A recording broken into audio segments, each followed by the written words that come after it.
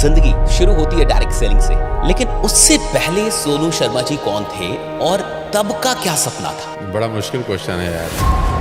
रिश्ते बनाते वक्त आंखें खोल के रखें और जब रिश्ते बन जाएं तो आधी आंख खोल लें, आधी बंद रखें। लेकिन फिर भी ये टफ काम है। बहुत टफ है। टफ नहीं है तो बहुत टफ है। देखो, इंसान ना रोता हुआ पैदा होता है, ठीक है, लेकिन दिक्कत यह है कि कुछ लोगों का रोना जिंदगी भर बंद ही नहीं होता है। सब लोग कह रहे हैं नशा छोड़ो। अरे मैं कह रहा हूँ नशा करो यार, खूब करो। नशा वो होता ही नहीं है ना जो रात को करे और सुबह उतर जाए। नशा तो हुआ है जो एक बार चढ़े तो साला कभी उतरे नहीं। एक रिसर्च है बहुत बड़ी कि कौन लोग ज़्यादा जीते हैं। जो नहीं पीते वो ज़्यादा जीते हैं, जो बहुत पीते हैं वो ज़्यादा जीते हैं, या जो 2 पैक लगाते हैं 30-30 ml के वो ज़्यादा जीते हैं। ये सच में साइंटिफिक रिसर्च है। हाँ, कौन जी रहा है इसमें ज़्यादा? कॉलेज में वो सब काम किए हैं जो नहीं करने चाहिए। और वो मुझे कहती थी कि इस दुनिया में हर व्यक्ति कामयाब हो सकता है तुझको छोड़कर। सोशल मीडिया की जो पूरी लत है और लत में जो लोग हैं वो कैसे बाहर निकले? बहुत बड़ा टॉपिक है यार शशीष। सबसे पहले तो ये समझो कि सोशल मीडिया की लत लगती क्यों है। कोई भी लत लगने के पीछे 2 शब्द जिम्मेदार है। सोनू शर्मा जी के शिखर पे बने रहने का क्या राज है? मैंने अपने घर में खेती कर रखी है, उसमें कैप्सूल उगाता हूँ मैं। वो मैं रोज सुबह सुबह खा लेता हूँ, उससे सब चल जाएगा। अगर आप मोटिवेशनल स्पीकर ना होते तो क्या होते?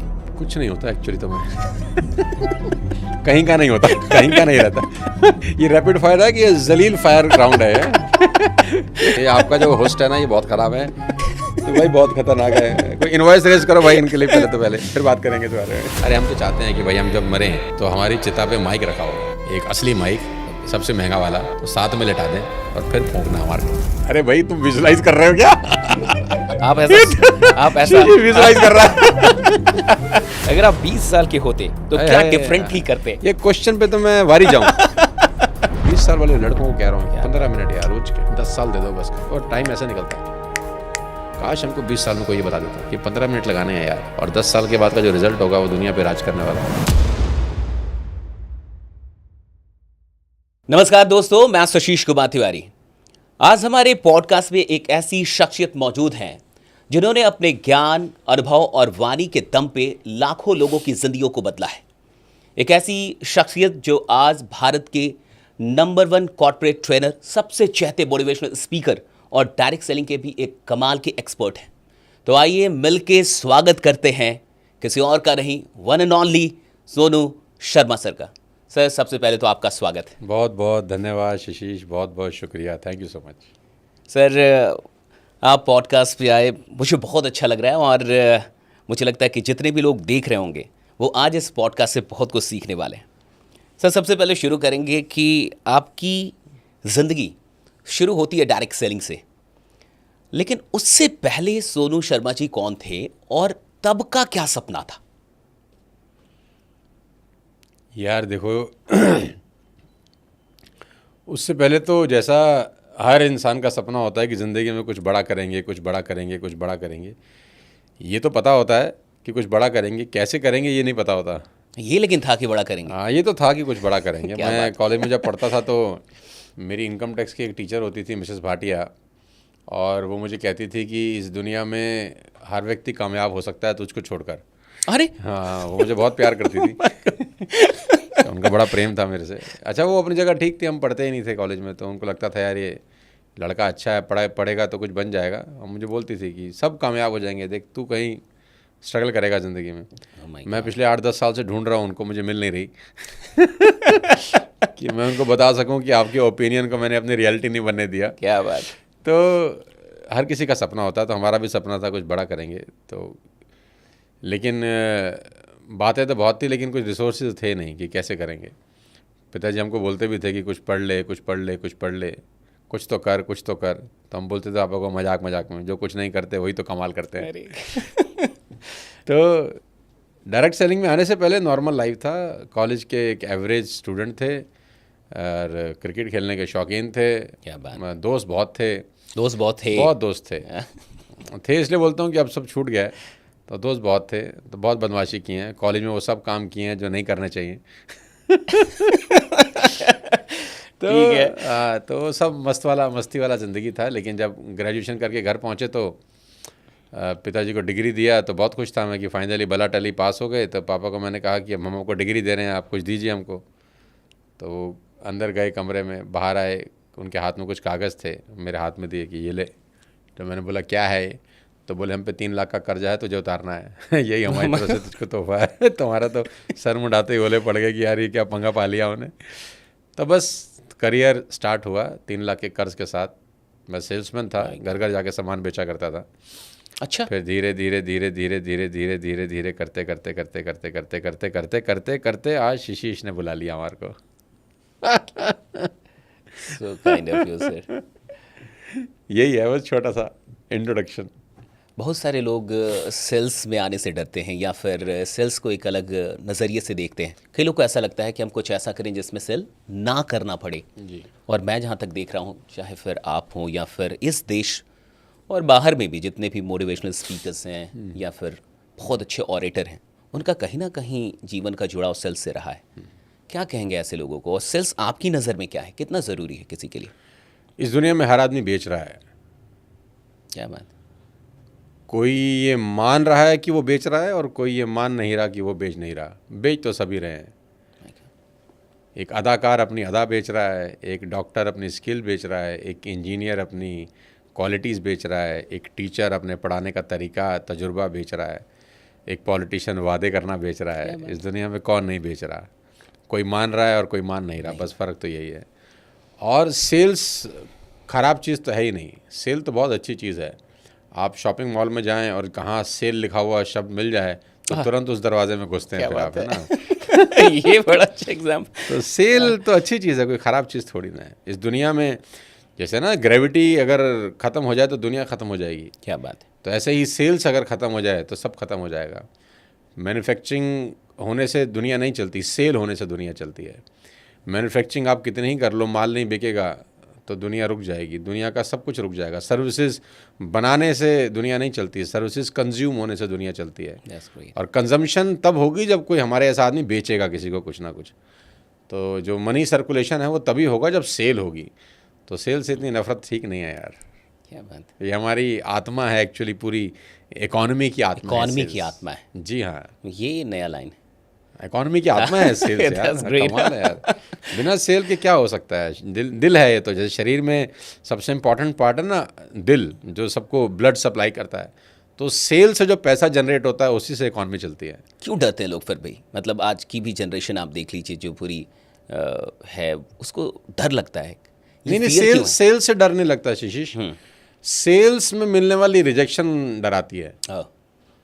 सेल्स का जो बाय प्रोडक्ट है वो डराता है। कहते हैं ना, जुए से डर नहीं लगता, जुए में हारने से डर लगता है। जुए में अगर जीत निश्चित हो तो कौन नहीं खेलना चाहता। तो ऐसे सेल से डर नहीं लगता, सेल्स में रिजेक्शन से डर लगता है। रिजेक्शन का डर सबसे बड़ा डर होता है। आपको भी आपने भी फेस की होगी। सभी करते हैं यार, सभी करते हैं। क्या उस समय का मतलब क्या माइंडसेट होता होगा, या जब शुरुआती रिजेक्शंस मिलते होंगे? आज के सोनू शर्मा द सोनू शर्मा है, मैं उस सोनू शर्मा की बात कर रहा हूँ जो उस समय आए थे, इनिशियल स्टेज में थे। तो उस समय का माइंडसेट क्या होता, उसको कैसे ओवरकम किया आपने? देखो होता क्या है, जब आदमी बचपने से जवानी में कदम रखता है ना शीशिश, तो बचपने में हमारी अपब्रिंगिंग ऐसी होती है कि पेरेंट्स किसी चीज़ के लिए मना नहीं करते हम लोगों को। नॉर्मली घरों में अगर आप देखो तो थोड़ा बहुत रो पिट के चीज़ें मिली जाती हैं, ना नहीं होती बच्चों की ज़िंदगी में। बच्चा मांगता है कुछ तो पापा कहते हैं हाँ यार, अपने को कुछ कम कर लो लेकिन इसको दे दो यार, है ना।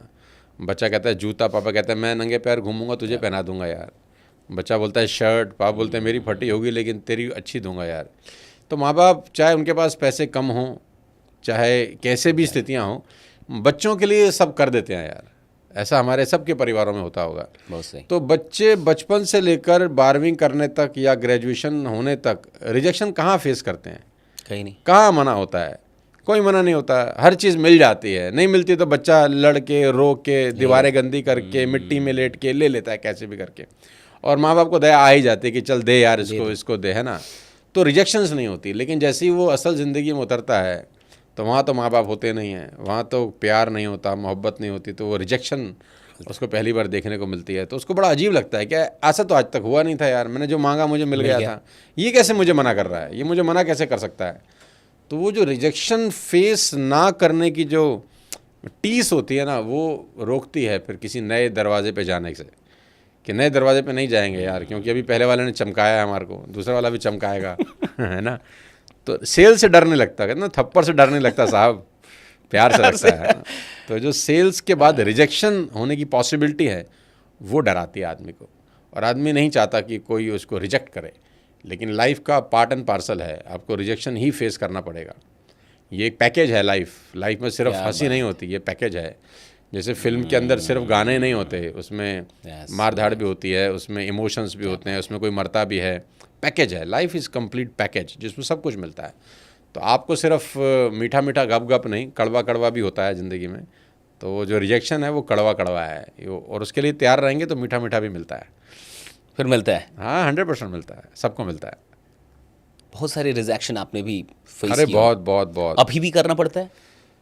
हाँ, अभी भी करना पड़ता है। और मेरा तो सपना भी था, जब मैं नया नया डायरेक्ट सेलिंग में आया तो मेरा एक बहुत बड़ा सपना था कि मैं मर्सिडीज एस क्लास चलाऊं और एस क्लास में बैठ के किसी को अपना प्रोडक्ट दिखाऊं और वो मुझे मना कर दे ये मेरा सपना था। ये भी किया आपने? हाँ, ये मेरा सपना था कि मुझे कोई एस क्लास में बैठ के मना करेगा, मुझे तब मज़ा आएगा यार, कि देखो लोग अब भी नहीं मान रहे तो इसका मतलब ये पार्ट ऑफ लाइफ है कि ऐसा नहीं होगा कि आप सक्सेसफुल हो जाएंगे तो आपको रिजेक्ट नहीं करेंगे लोग, तब भी करेंगे, और उसी अनुपात में करेंगे, उसी रेशो में करेंगे। सक्सेस पे आते हैं। अभी ये कल ही आपके बुक की लॉन्चिंग हुई है, जी जी, सफलता के 24 अध्याय। तो सबसे पहले तो आपको फिर से इसके लिए बहुत बहुत बधाई। शुक्रिया शीशी। आपने मुझे भी बुलाया और मैं भी इसका हिस्सा था, तो मुझे बहुत अच्छा लगा। जितने भी व्यूअर्स देख रहे हैं वो आप इस किताब को देख सकते हैं। अद्भुत किताब है। रात में मैंने कुछ चैप्टर्स पढ़े और सुबह में भी मैं अपनी गाड़ी में पढ़ते हुए इसको आ रहा था। तो बहुत मेहनत की है। देख रहे हैं आप सर, मोटी किताब है 350 से ज़्यादा पन्ने हैं इसमें, और 350 के करीब पन्ने हैं। तो एक कमाल की किताब है। 24 अध्याय इस पे आते हैं, लेकिन इससे पहले थोड़ा सा आपसे जानना चाहेंगे कि सोनू शर्मा जी के लिए सफलता क्या है? How do you define success? बड़ा मुश्किल क्वेश्चन है यार। मैं अभी एक प्रोग्राम में था तो वहाँ पर भी मैंने एक ही बात बोली, मैं आपके प्रोग्राम में भी शीश उसको दोहरा देता हूँ कि कब पता चलता है आदमी को कि भगवान की उस पर अच्छी नज़र है, कैसे पता चलता है? क्या पैरामीटर है कि ये मालूम चले कि भगवान प्रसन्न है आपसे? क्या वो आपको बहुत सारा पैसा दे देगा तब आप मानोगे कि नहीं यार ईश्वर बड़ा प्रसन्न है तो मुझे पैसा दे रहा है? क्या वो आपको बड़ा मान सम्मान दिलाएगा, पद प्रतिष्ठा दिलाएगा, तब आपको लगेगा कि नहीं यार भगवान बड़ा प्रसन्न है मुझसे? सफलता किसी को मानते हैं? नेम और फेम, पैसा, यही आजकल की दुनिया का सबसे बड़ा पैरामीटर है ना, कि शीश के पास 200 करोड़ 500 करोड़ 1000 करोड़ हो जाएंगे तो दुनिया कहेगी अरे यार सफल आदमी है। या वो किसी ऐसे पद प्रतिष्ठा पे बैठेगा जहाँ पर दुनिया सैल्यूट करेगी तो लोग लगा अरे यार सफल हो गया यार। तो मुझसे किसी ने पूछा कि आपके लिए इन दोनों में से क्या मैटर करता है, तो मैंने उनको बोला यार मेरे लिए इन दोनों में से कुछ मैटर नहीं करता। और मैं दिल से बोल रहा हूँ, ये डायलॉग बाजी नहीं है। कि आपके पास हज़ारों करोड़ की संपदा हो, आपको पद प्रतिष्ठा मान सम्मान भी मिल जाए, मेरे लिए इससे इम्पॉर्टेंट एक चीज़ है कैसे मालूम चलेगा कि भगवान आप पे प्रसन्न है?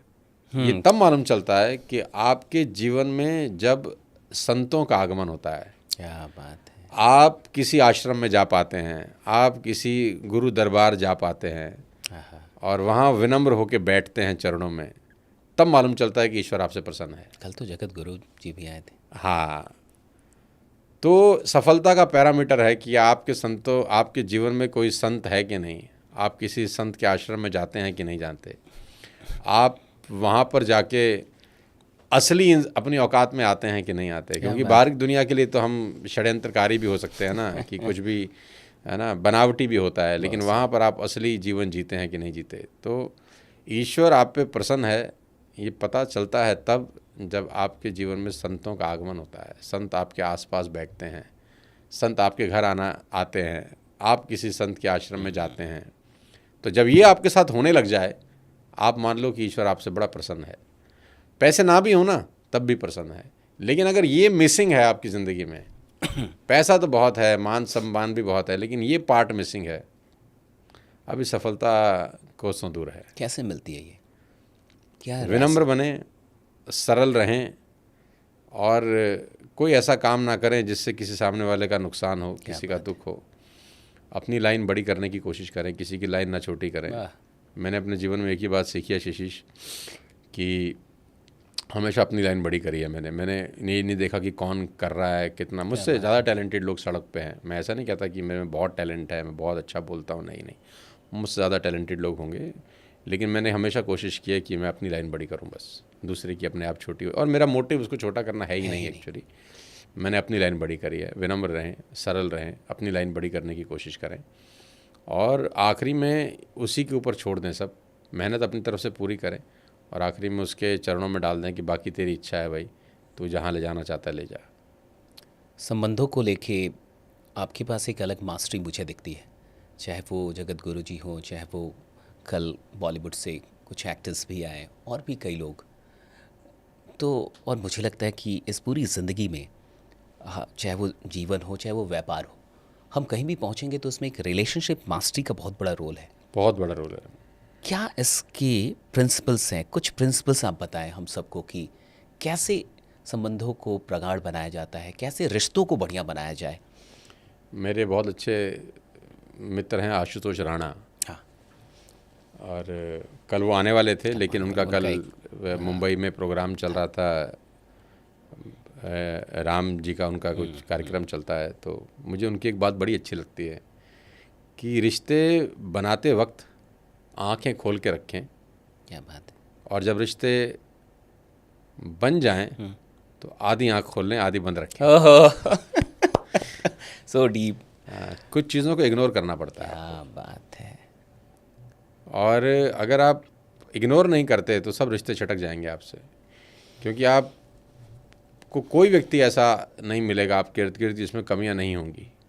100% परफेक्ट कोई नहीं। हो ही नहीं सकता, पॉसिबल नहीं है। तो फिर भगवान कृष्ण हो जाएगा वो 16 कला संपूर्ण, होगा नहीं। तो आपको क्या करना है, आपको कुछ जगह आंखें बंद कर लेनी, कोई बात नहीं यार, ये अच्छी चीज़ भी तो है इसमें। लोगों की प्रॉब्लम उल्टी है, लोगों का ध्यान वहाँ जाता है जो उसमें कमी होती है, रिश्ते छिटक जाते हैं।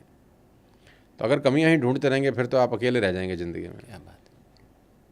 तो आपको अच्छाइयाँ ढूंढनी है, आपको मक्खी नहीं मधुमक्खी बनना है। मक्खी वहीं बैठेगी जहाँ घाव होगा, पूरे सुंदर शरीर को छोड़ देगी, वो उसका फोकस ही वहीं है। और मधुमक्खी वहाँ बैठेगी जहाँ मधु होगा। दोनों मक्खियाँ हैं, लेकिन लोगों दोनों की प्रजाति अलग है, क्या बात और दोनों जहाँ बैठती हैं वही एंड रिजल्ट अलग अलग होता है। जो घाव पे मवाद पे बैठेगी वो बीमारियाँ फैलाएगी, जहाँ जाएगी बीमारी ही फैलाएगी, है। वाह। और जो फूल पे बैठेगी वो शहद देगी दुनिया को। तो आपको ये डिसाइड करना है कि बैठना कहाँ है ना। और कुछ जगह आंखें बंद रखनी है, और इस बात का ध्यान रखना है कि कोई 100% परफेक्ट होगा नहीं। आपको अलाइनमेंट करके चलना पड़ेगा हर किसी के साथ। कुछ जगह आपको झुकना पड़ेगा, कुछ जगह आंख बंद करनी पड़ेगी, कुछ जगह कड़वा घूंट पीना पड़ेगा, कुछ जगह लेट इट, कोई बात नहीं यार, ठीक है यार, ऐसा करना पड़ेगा। ये सब आप कर सकते हैं अगर, तो संबंध हमेशा बने रहते हैं। जहाँ आपने कमियां ढूंढनी शुरू कर दी फिर आप अकेले हो जाते हैं। इस किताब में एक चैप्टर है प्रोफेशनल वर्सेस पर्सनल life। हाँ, पर्सनल लाइफ को लेके। और आप दोनों में ही शानदार हैं। कोशिश कर रहा हूँ यार। नहीं, कल आपके फैमिली से भी मिलने का मौका मिला, तो जितने भी लोग आपको जानते हैं पर्सनली उन सब का भी यही मानना है। उस चैप्टर से ही आप, उसमें एक कहानी भी है वो डॉक्टर वाली, मुझे लगता है कि जो शायद इलाज करने आता है, वो कहानी क्या है आपको याद है अभी? हाँ, वो कहानी कुछ ऐसी है कि किसी के बेटे का एक्सीडेंट हो जाता है, ठीक। तो वो जो पिता होता है वो स्वाभाविक है, वो परेशान होता है क्योंकि उसके बेटे का एक्सीडेंट हो गया। तो बेटा जो है वो भी ओटी में ले जा रहे हैं उसको, ऑपरेशन थिएटर के अंदर जब उसको ले जा रहे हैं तभी डॉक्टर नहीं आया, लेकिन तो वो और गुस्सा कर रहा है कि इतना बड़ा हॉस्पिटल है और तुम्हारा मेन सर्जन गायब है, ये है वो है, चिल्ला रहा है, गुस्से में है। इतने में वो सर्जन आता है भागता भागता, तो पिता कहता है तुम्हें शर्म नहीं आती, तुम कैसे सर्जन हो, मेरा बेटा यहाँ पर ज़िंदगी और मौत के बीच में झूल रहा है और तुम हो नहीं हॉस्पिटल के अंदर, मैं तुम्हारी कंप्लेंट करूँगा, ये है वो है, बहुत गाली देता है उसको। डॉक्टर उससे ज़्यादा बात नहीं करता और सीधा ओटी में चला जाता है और ऑपरेशन को सक्सेसफुली अंजाम देता है। बाहर निकलता है, पिता को बोलता है कि आपका बेटा अब ठीक है, बाकी की जो आप जानकारी हैं ये जो जूनियर डॉक्टर हैं इनसे ले लेना, और फिर निकल जाता है वापस।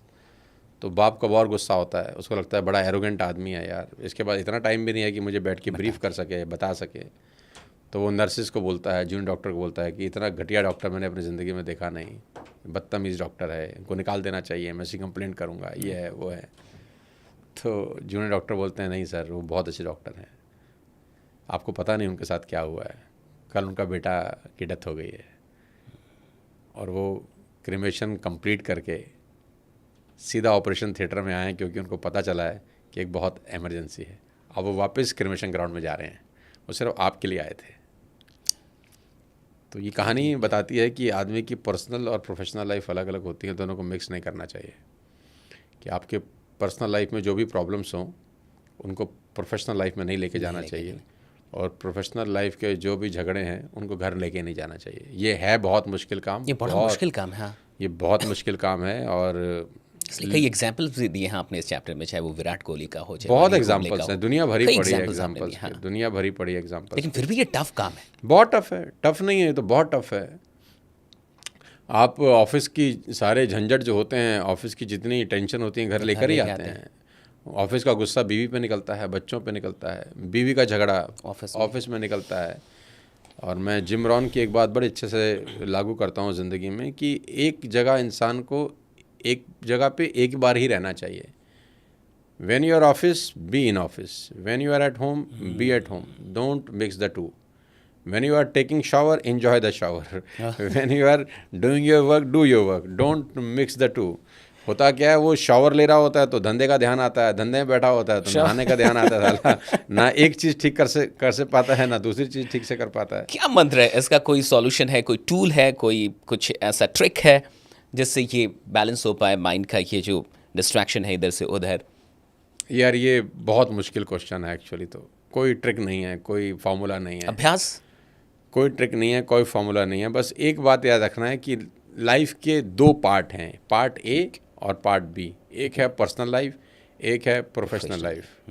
बस उन दोनों को कभी ज़िंदगी में मिक्स नहीं करने का है। ये समझ लेना कि ये ज़िंदगी अलग चल रही है और ये ज़िंदगी अलग चल रही है। ये आपका रोल अलग है, ये रोल अलग है।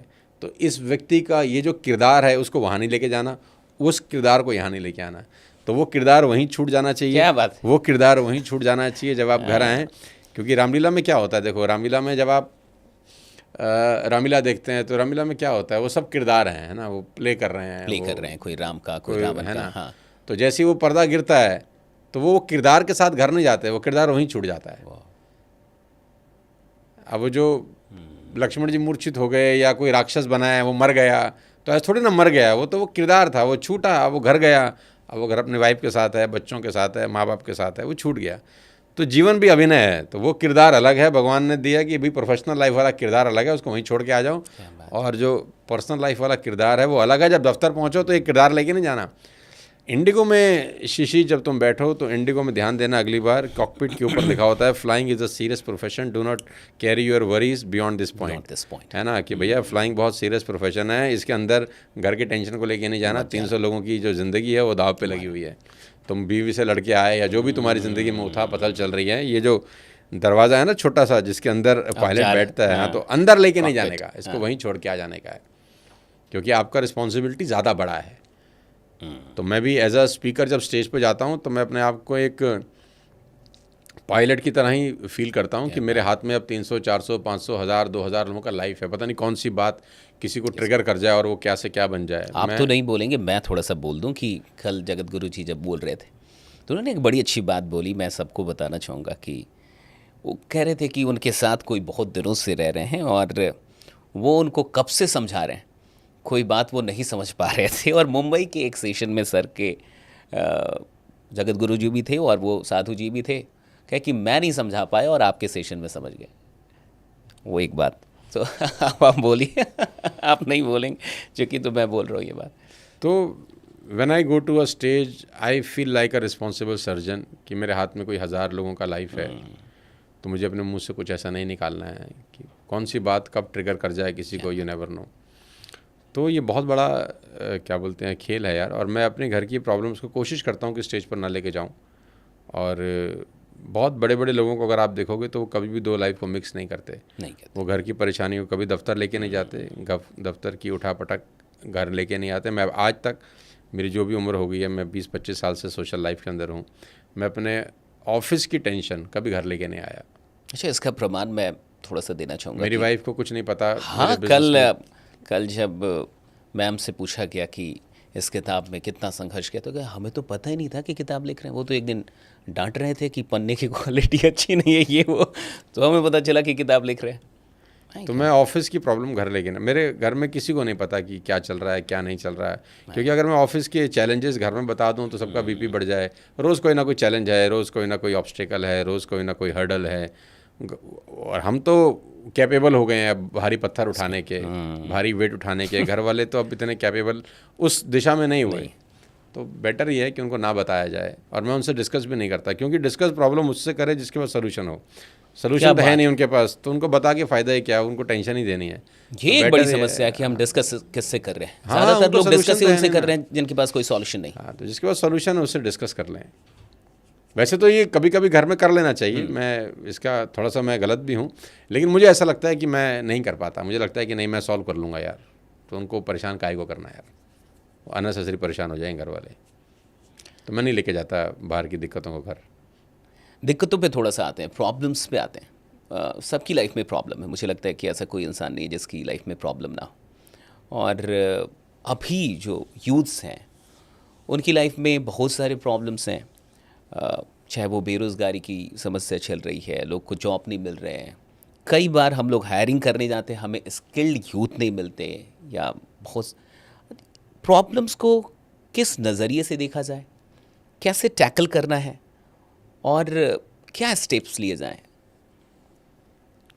देखो, इंसान ना रोता हुआ पैदा होता है, क्या बात है। ठीक है, लेकिन दिक्कत यह है कि कुछ लोगों का रोना ज़िंदगी भर बंद ही नहीं होता।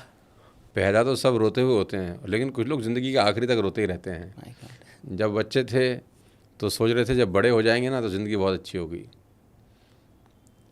तो उनको स्कूल कॉलेज से प्रॉब्लम थी। ठीक है कि यार ये स्कूल ख़त्म हो, झंझट ख़त्म हो, हमारी ज़िंदगी शानदार हो जाए। सोचे थे कॉलेज में जाएंगे ना तो ज़िंदगी जिएंगे, ठीक। फिर कॉलेज चले गए, फिर कॉलेज सोचे थे यार जब जिन नौकरी लग जाएगी उस दिन ज़िंदगी बहुत सेट हो जाएगी। फिर नौकरी लग गई तो लग रहा था कि कॉलेज लाइफ अच्छी थी। कॉलेज में सोचते थे कि स्कूल लाइफ अच्छी है। जब तक शादी नहीं हो रही थी तो सोचते थे शादी हो जाएगी तो क्या ज़िंदगी होगी, है ना। फिर शादी हो गई, हाँ शादी हो गई तो सोचने साले नहीं होती तो अच्छा थे। फिर जब तक बच्चे नहीं थे तो रो रहे थे कि बच्चे नहीं हैं यार, बच्चे नहीं हैं, बच्चे नहीं हैं। बच्चे हो जाते तो बहुत खुश होते, बच्चे हो गए तो तकलीफ हो रही है कि साले इससे तो ना ही होते तो अच्छे थे। तो कुछ लोगों को तुम देखोगे ना ज़िंदगी के आरंभ से अंत तक वो रोते मिलेंगे आपको। कुछ मर्जी आप दे दो, वो they will cry. Problem are the sign of life. Actually problem है दैट मीन जिंदा हो। क्या बात है। मरे हुए आदमी को थोड़ी ना तकलीफ होती है। अब वो लेटा है, मरी गया, उसको थप्पड़ मारो, मुक्का मारो, उसको बोलो शेयर बाजार गिर गया, उसको क्या फ़र्क पड़ना है। उसको बोलो गोल्ड का रेट 5 लाख हो गया, उसको क्या फ़र्क पड़ना है। उसको बोल तेरी गर्लफ्रेंड को लेके भाग गया, उसको क्या फ़र्क पड़ना है। उसको कुछ भी बोल दो, कोई फ़र्क नहीं पड़ना। तो आपको प्रॉब्लम है, इसका मतलब जिंदा तो हो कम से कम एटलीस्ट। तो प्रॉब्लम ज़िंदगी का पार्ट है और इससे कभी कोई नहीं बच सकता। ना इंसान बच सका है, ना भगवान बच सके हैं। ऐसा कोई भगवान भी धरती पे नहीं आया जिनकी ज़िंदगी में प्रॉब्लम ना हो। और मैं बता दूं, तो भगवानों को इंसानों से ज़्यादा ही तकलीफ झेलनी पड़ी है। कैसे? दुनिया भर के एग्जाम्पल हैं। माँ सीता राजा जनक की बेटी हैं। राजा जनक कौन है? राजा जनक वो इंसान है जो अपने आप में तमाम विश्व का ज्ञान रखते हैं। राजा जनक वो इंसान हैं जिनके घर में भगवती खुद आती हैं। माँ सीता राजा जनक की संतान है और बहू किसकी हैं? महाराज दशरथ के। दशरथ कौन है?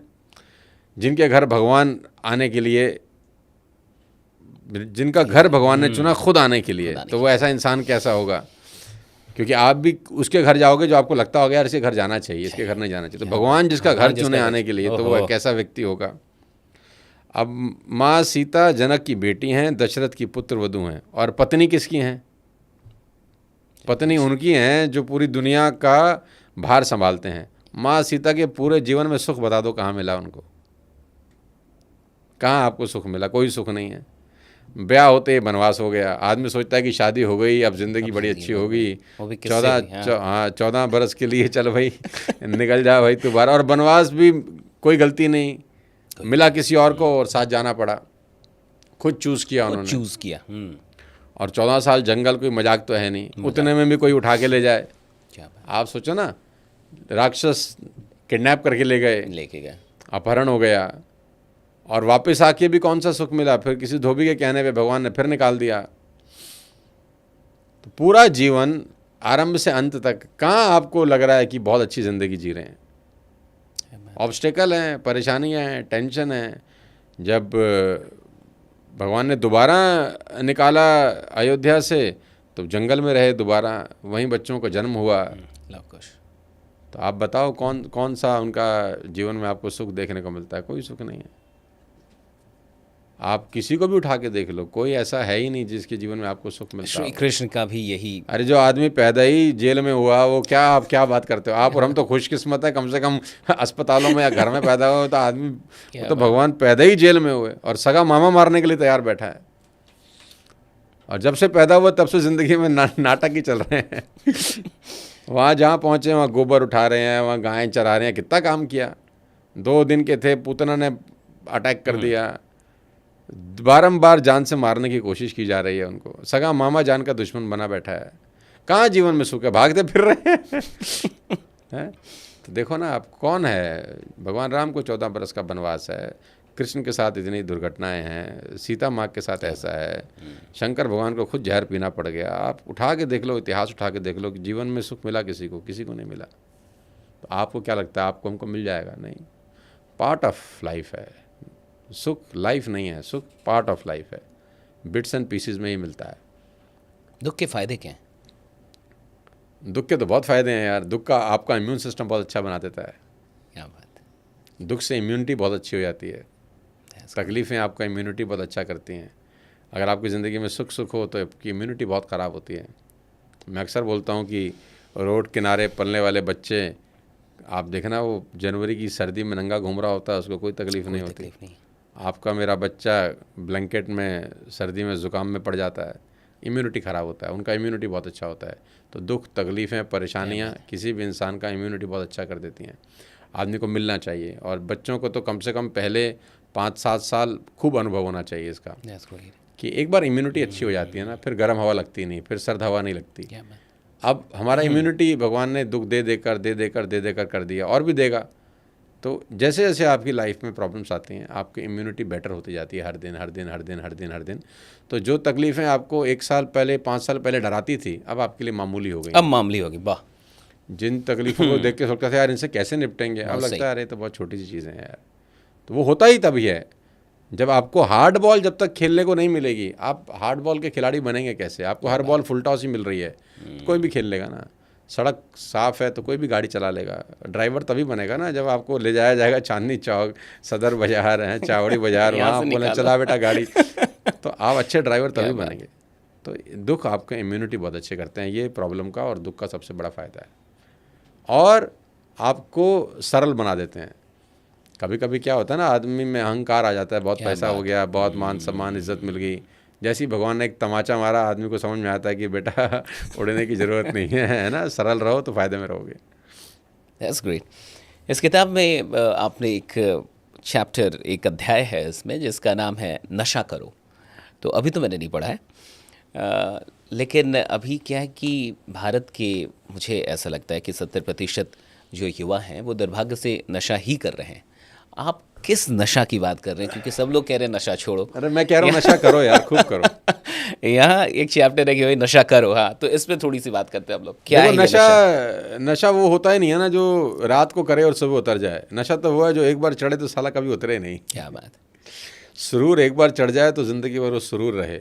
मिस्टर अमिताभ बच्चन को 82 साल से अभी उम्र हो गई है उनकी, अभी तक नशे में है। किस चीज़ का नशा है? काम का नशा है, मेहनत का नशा है। आज भी वो 14-15 घंटे काम करते होंगे, है ना, और वो तभी कर पा रहे हैं जब वो वैसे नशा नहीं करते। जो आदमी नशा करेगा वो काम नहीं कर पाएगा ज़िंदगी में। जो आदमी दोपहर को 2 बजे ही पी के उठेगा अगर, तो क्या काम करेगा यार। मैं जितनी भी यूनिवर्सिटी में जाता हूँ, कॉलेज में जाता हूँ, मैं बच्चों को एक ही बात बोलता हूँ यार। मुझसे पूछते हैं बच्चे कि, या फैकल्टी पूछते हैं कि आप बच्चों को क्या मैसेज देते हो, तो मैं एक ही बात बोलता हूँ यार, खूब मस्ती करो, खूब आवारागर्दी करो, कॉलेज में बंक भी मारो, प्यार मोहब्बत भी करो, सब कुछ करो, नशा मत करना। सब कर लो यार, जो तुम्हारा मन करता है ना कर लो। इस उम्र में अगर मस्ती नहीं करोगे तो कौन सी उम्र में मस्ती करोगे?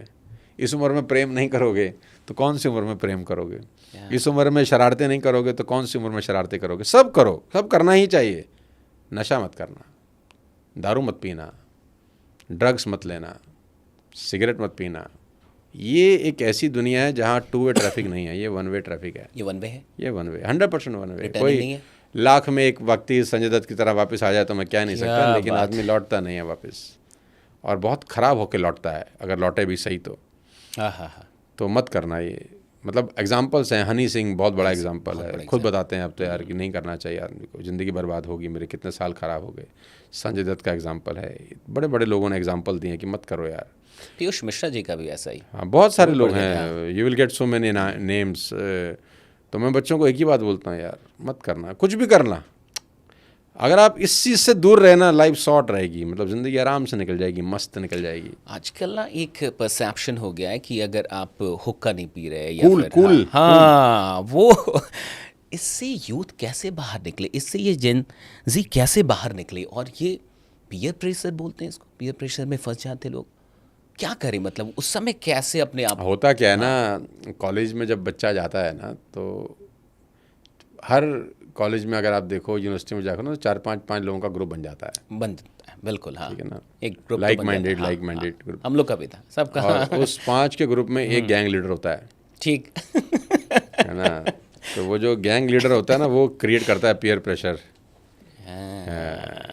कि यार अभी तक तू माँ की गोद में ही बैठा है क्या, कब निकलेगा इससे बाहर, अब तू बड़ा हो गया है, चल लगा ले एक बार। ये अलग लेवल के मोटिवेटर। अरे बड़ा खतरनाक मोटिवेटर होता है। तो भाई ये तो बहुत गजब आदमी है, ये गैंग लीडर है।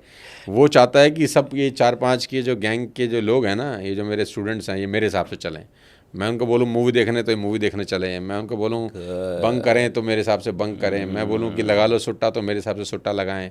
और जब वो नहीं करते उनमें से कोई एक आध, तो वो उसको फिर धमकाता है और उसको टोंट मारता है, फिर प्रेशर क्रिएट करता है और बोलता है दोस्ती के नाम पे पी नहीं सकता। तो जो आदमी ऐसा बोलता है कि दोस्ती के नाम पे पी नहीं सकता, तो सामने वाले को ये जवाब देना चाहिए कि तू दोस्ती के नाम पे छोड़ नहीं सकता। क्या बात है। अगर तू मुझे कह रहा है दोस्ती के नाम पे पी ले, तो मैं तुझे कह रहा हूँ दोस्ती के नाम पे छोड़ भी दे। दे। अगर यही पैरामीटर है दोस्ती का, तो फिर दोनों निभाते हैं। हाँ, खाली मैं क्यों निभाऊँ, हैं। तो नहीं, कभी नहीं करना चाहिए। और मेरी तो पर्सनल राय है यार, तुम्हारे चैनल से भी कह रहा हूँ और मैं सब जगह बोलता हूँ कि नशा मत करना यार, ये बर्बाद कर देता है ज़िंदगी, तबाह कर देता है, आप कहीं के नहीं रहते यार। एक फालतू सी लॉजिक लोग देते हैं, और मैं आपसे जानना चाहूँगा कि यार एक बार तो ना कर लेना चाहिए, टेस्ट तो कर लो, जान तो लो, भले मैं इसके अगेंस्ट हूँ, आपका क्या कहना है। कई लोग एक बार वाले में भी फंसते हैं। नहीं होता नहीं है ना, शुरुआत तो एक बार से ही होती है। क्या बात है, सही बस। शुरुआत एक बार से होती है, लेकिन रुकता नहीं आदमी, ठहरता नहीं है। एक रिसर्च है बहुत बड़ी कि कौन लोग ज़्यादा जीते हैं। ठीक, कौन लोग ज़्यादा जीते हैं? जो नहीं पीते वो ज़्यादा जीते हैं, जो बहुत पीते हैं वो ज़्यादा जीते हैं, या जो 2 पैग लगाते हैं 30 ml के, वो ज़्यादा जीते हैं। ये सच में साइंटिफिक रिसर्च है। हाँ, कौन जी रहा है इसमें ज़्यादा? कि जो नहीं पीता क्या वो ज़्यादा जीता है क्या, या जो बहुत पीता है वो कितना जीता है, या जो 2 पैग लगाता है वो कितना जीता है। तो रिसर्च ये बताती है कि जो 2 पैग लगाते हैं वो ज़्यादा जीते हैं। लेकिन तकलीफ क्या है ना, 2 पैग के बाद रुकता नहीं आदमी। अरे दिक्कत क्या है, दिक्कत 2 पैग की नहीं है, 30 ml के लगा लो, चलो मान लेते हैं, रुकता नहीं है, वहां से फिर 3 पे जाता है, फिर 4 पे जाता है, फिर 5 पे जाता है, फिर होल्ड नहीं करता 2 पे। मान लेते हैं कि 2 पैग लगाने पे आदमी ज़्यादा जीता है, ये मान लिया, लेकिन 99.9% 2 पैग पे रुकते कहाँ हैं फिर। बहुत सही बात। फिर एक बार तो जो चढ़ना शुरू हुआ, तो फिर आदमी थोड़ा सा और थोड़ा थोड़ा थोड़ा थोड़ा थोड़ा करते करते करते फिर वो बॉटली पे आ जाता है यार, तो वो ज़्यादा जीता है। नहीं, फिर तो वो ज़्यादा नहीं जीता, वो तो ख़त्म हो जाता है। एक्सेप्शन ज़रूर हो सकते हैं, लेकिन 99% केसेस में हालत बहुत ख़राब होती है। पीयूष मिश्रा जी की किताब मैंने पढ़ी, तुम्हारी औकात क्या है, उसमें भी उन्होंने यही कि वो फंस गए थे, पूरी तरीके से फंस गए थे। क्या कि मेरा ये हाल हो गया था कि वो तो जा रहे थे इधर उधर कि कैसे नशा से मुक्त हों, ये सारी चीज़ें चल रही थी, क्या कि मैं किसी काम का नहीं रह गया था। तो वो एकदम सही बात है कि वो 2 पैक पे रुकता नहीं, वो आगे चलता ही चला जाता है। एक और नशा जो आज चल रहा है वो है सोशल मीडिया का, है इसमें भी एक अध्याय है। सोशल मीडिया की जो पूरी लत है, सोशल मीडिया वैसे तो एक पावर भी है, इससे बड़ा पावर कोई मुझे दिखता भी नहीं अभी इस दौर में, लेकिन इसका कैसे यूटिलाइजेशन हो पाए, सही उपयोग क्या है, और क्या इसका भी कोई रूल है या कोई फंडा है ऐसा कि हाँ इस तरीके से अगर हम सोशल मीडिया का इस्तेमाल करें तो सही है, और लत में जो लोग हैं वो कैसे बाहर निकले? बहुत बड़ा टॉपिक है यार शिशीष सोशल मीडिया ना। सबसे पहले तो ये समझो कि सोशल मीडिया की लत लगती क्यों है, ठीक, या कोई भी लत कोई क्यों भी, लगती हाँ, है, कोई ठीक। भी लत क्यों लगती है। बहुत सही। तो कोई भी लत लगने के पीछे दो शब्द जिम्मेदार हैं, है ना, और वो दो शब्द हैं स्पीडी रिवॉर्ड। पहला है स्पीडी, दूसरा है रिवॉर्ड। Instant gratification. गुड किसी भी चीज़ की लत तब लगती है जब आपको रिवॉर्ड तत्काल मिलता है। गुड। जैसे कि आपने पैग लगाया और आपको तुरंत नशा हो गया। मज़ा आ गया। ऐसा तो नहीं होगा ना पैग आज लगाओगे नशा 15 दिन बाद होगा। आहा, आपने लगाया, आप आधे घंटे बाद सेट हो, यानी आपने जो एक्शन लिया उसका रिएक्शन हो गया। या आपने सोशल मीडिया पे एक पोस्ट करी, अब इसका स्पीडी रिवॉर्ड कैसे होगा? तुरंत कोई लाइक कर दिया, तुरंत किसी ने कमेंट कर दिया, आते हैं, हाँ। तो जो आपने एक्शन किया उसका रिएक्शन तुरंत हो गया। दोनों ही चीज़ों को समझो, दोनों में रिवॉर्ड स्पीडी हैं। क्या बात है। तो जहाँ रिवॉर्ड स्पीडी होता है उसकी लत लगती है, और जहाँ रिवॉर्ड स्पीडी नहीं होता उसकी लत नहीं लगती।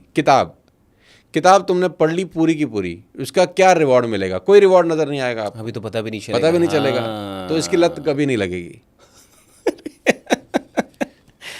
आप 5 दिन जिम चले जाओ, उससे क्या होगा? कुछ नहीं होगा, कोई रिवॉर्ड नहीं मिलेगा आपको। 5 दिन जिम जाना वेस्ट है। 5 दिन पहले भी जितना वजन था 5 दिन बाद उतना ही वजन होगा। ना आपके बाइसेप्स बढ़ रहे हैं, ना आपका पेट कम हो रहा है। तो एक्शन तो आपने 5 दिन किया, रिएक्शन कुछ नहीं हुआ, तो लत नहीं लगती। छोड़ देता है आदमी तुरंत कि हो तो कुछ नहीं रहा है, हटा यार इसको। जहाँ रिवॉर्ड स्पीडी मिलते हैं वो लत लग जाती है, जहाँ रिवॉर्ड स्पीडी नहीं मिलते उसकी लत कभी नहीं लगती। यही सबसे बड़ा एक प्रॉब्लम है। सोशल मीडिया की एडिक्शन इसीलिए होती है क्योंकि आपको रिवॉर्ड स्पीडी मिलता है, और फिर आदमी दोबारा करता है कि अगली पोस्ट पे देखता हूँ कितने लाइक आते हैं, अगली पोस्ट पे देखता हूँ कितने कमेंट आते हैं। ये सारा का सारा खेल स्पीडी रिवॉर्ड की वजह से हो रहा है। फिर आप कितने लोग आपको शेयर कर रहे हैं, फिर आप उस एल्गोरिथम में उलझ जाते हो। अगर आपकी सोशल मीडिया की पोस्ट पर कभी कोई लाइक ना करे, आप 5 के बाद 6ठी पोस्ट ही नहीं करोगे। क्या बात है। बिल्कुल सही है। आप बोलोगे बाहर में जाए दुनिया ऐसी की तैसी में इनकी। आप पोस्ट कर क्यों रहे हो? क्योंकि लोग लाइक कर रहे हाँ, हैं। कोई लाइक कर रहा है, कोई अच्छा कमेंट कर रहा है, कोई खराब कर रहा है, मतलब वो डोपामाइन शुगल रिलीज हो मस्ती रहा है। चल ही रही है, हाँ। कुछ ना कुछ नाटकबाजी चल ही रहा है, ठीक है ना। और सोशल मीडिया बिजनेसमैन के लिए तो अच्छा है क्योंकि वो तो दुकानदारी है सबसे बड़ी। बहुत बड़ी वहाँ तो दुकान चल रही है, वहाँ तो बाजार लगा हुआ है सामान बेचने का, खरीदने का। एज अ बिजनेसमैन तो मेरे लिए सोशल मीडिया वरदान है, लेकिन एज अ स्टूडेंट आपके काम का नहीं है। आपके स्टूडेंट आपके काम का नहीं है। क्यों काम का नहीं है? क्योंकि 99% तो जो उस पर दुनिया चल रही है वो सब फ्रॉड है। इंस्टाग्राम पे तो आपको कोई उदास मिलेगा ही नहीं, सब खुश हैं। आपको लगेगा अरे इनकी ज़िंदगी में तो कोई दुखी नहीं है यार। कोई बीच पे घूम रहा है, कोई याच की तस्वीरें डाल रहा है, किसने लुइस विटॉन पहन रखा है, तो आपको लगे यार भाई क्या जिंदगी चल रही है इस दुनिया में, तो दुखी कहीं नहीं है यार। जिसको देखो बीच पे, जिसको देखो पार्टी, जिसको देखो मस्ती, आपको लग रहा साला हम ही जिंदगी में कुछ नहीं कर रहे। तो यू स्टार्ट कंपेयरिंग योरसेल्फ। तो आपको लगता है कि यार इनकी ज़िंदगी कितनी अच्छी है, मेरी कितनी ख़राब है। तो फिर इन्फिनिटी कम्प्लेक्स में आप घुस जाते हैं। वो आपको आईफोन की फ़ोटो दिखा रहा है कि मैंने आईफोन 17 ले लिया है। अब साला उसने EMI पे लिया है कि गोल्ड गिरवी रख के लिया है, यू नेवर नो। वो तो नहीं बताया। तो आपको एंड रिजल्ट तो पता है, लेकिन वो प्रोसेस नहीं पता कि जिस प्रोसेस की वजह से उस एंड रिजल्ट पे पहुंचा। हो सकता है मेहनत करके भी लिया हो, लेकिन मेहनत तो नहीं दिख रही ना सोशल मीडिया पे। सोशल मीडिया पे तो आपको आखिरी में रिजल्ट दिख रहा है। तो सोशल मीडिया का बहुत ये झोल झाल है यार, है ना। क्योंकि फेसबुक के मालिक से एक बार किसी ने पूछा कि सोशल मीडिया बनाने के पीछे तेरा क्या पर्पस था। नोवाल करके एक जर्नलिस्ट थे, उन्होंने पूछा मार्क से कि आपका सोशल मीडिया बनाने के पीछे पर्पस क्या है, क्यों बनाया? कि कुछ लोग मिलें वहाँ पर और फुटबॉल खेलने चले जाएं, या कुछ लोग मिलें और वहीं रहें सोशल मीडिया पे। आप नहीं चाहते होंगे कि सोशल मीडिया पे मिलने के बाद लोग फुटबॉल खेलें। आप नहीं चाहते होंगे सोशल मीडिया पे मिलने के बाद लोग क्रिकेट खेलने लग जाएं। आप नहीं चाहते कि मिलने के बाद वो हॉबीज़ फुलफिल करें। आप चाहते हो सोशल मीडिया पे मिलें और वहीं रहें। क्यों वहाँ रहें? क्योंकि वो जितना ज़्यादा लोग बाजार में रहेंगे, माल बेचना बाकी कंपनियों के लिए उतना आसान होगा। सोशल मीडिया पे अगर रोज़ 10, 20, 50, 100 करोड़ लोग नहीं बैठे हुए, तो आपकी और मेरी कंपनी माल कैसे बेचेगी? मेटा ऐड कैसे लगेंगी? गूगल ऐड कैसे लगेंगी? ऐड लगेंगी तो देखेगा कौन अगर सोशल मीडिया पे कोई रहेगा नहीं। तो उनका पर्पस है कि सोशल मीडिया पे आप मिलें ज़रूर, लेकिन वहीं रहें। 8-8 घंटे, 9-9 घंटे, 10-10 घंटे आप वहीं रहें। और सोशल मीडिया का एल्गोरिथम ही ऐसा है, जो कलर कॉम्बिनेशन यूज़ किए जाते हैं, जो फॉन्ट साइज़ यूज़ किए जाते हैं, वो लोग डिज़ाइन कर रहे हैं जो मास्टर हैं इन सब चीज़ों में। जिसमें आपका टाइम स्पेंड ज़्यादा से ज़्यादा बड़े कलर थीम से लेकर फॉन्ट साइज से लेकर डिज़ाइनिंग से लेकर उस माइंडसेट से बनाए जाते हैं जिस माइंडसेट पे लॉस वेगास के कैसीनो बनते हैं। उस कैसीनो का जो माइंडसेट है कि मैक्सिमम टाइम आप कैसीनो में रहें, मैक्सिमम टाइम आप कैसीनो से बाहर ना जाएं। वो लाइट, वो एम्बियंस, वो सर्विंग, जो लोग वो दिमाग लगाते हैं ना, वही लोग दिमाग लगाते हैं उन ऐप्स को डिज़ाइन करने में जिसमें आपका मैक्सिमम टाइम स्पेन उस ऐप पर बीते।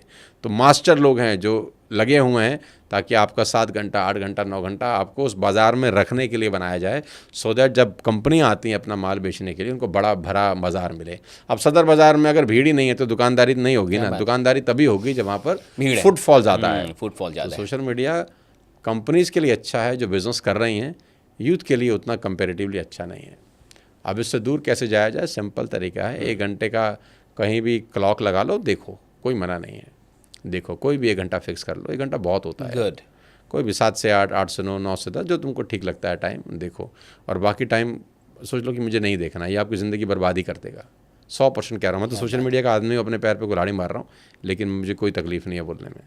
1 घंटा देख लो, कोई भी आपको टाइम लग जाए, बाकी सब बर्बाद कर, बिल्कुल बर्बाद। कोई गाइडलाइंस तो है नहीं, कुछ भी देख रहे हो आप, आपका बच्चा कुछ भी देख रहा है, आपकी बेटी कुछ भी देख रही है, आपकी बहन कुछ भी देख रही है, कोई कंट्रोल नहीं है।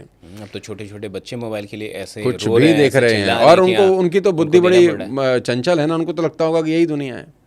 और आजकल तो वायरल होने के लिए लोग कपड़े तक उतार रहे हैं। तो वो मेहनत, जो कंटेंट मेहनत के लिए प्रेरित करे, वो कंटेंट तो कोई देखना नहीं चाहता। मतलब हम लोग तो सबसे मुश्किल काम कर रहे हैं, we are doing the hardest job, है ना।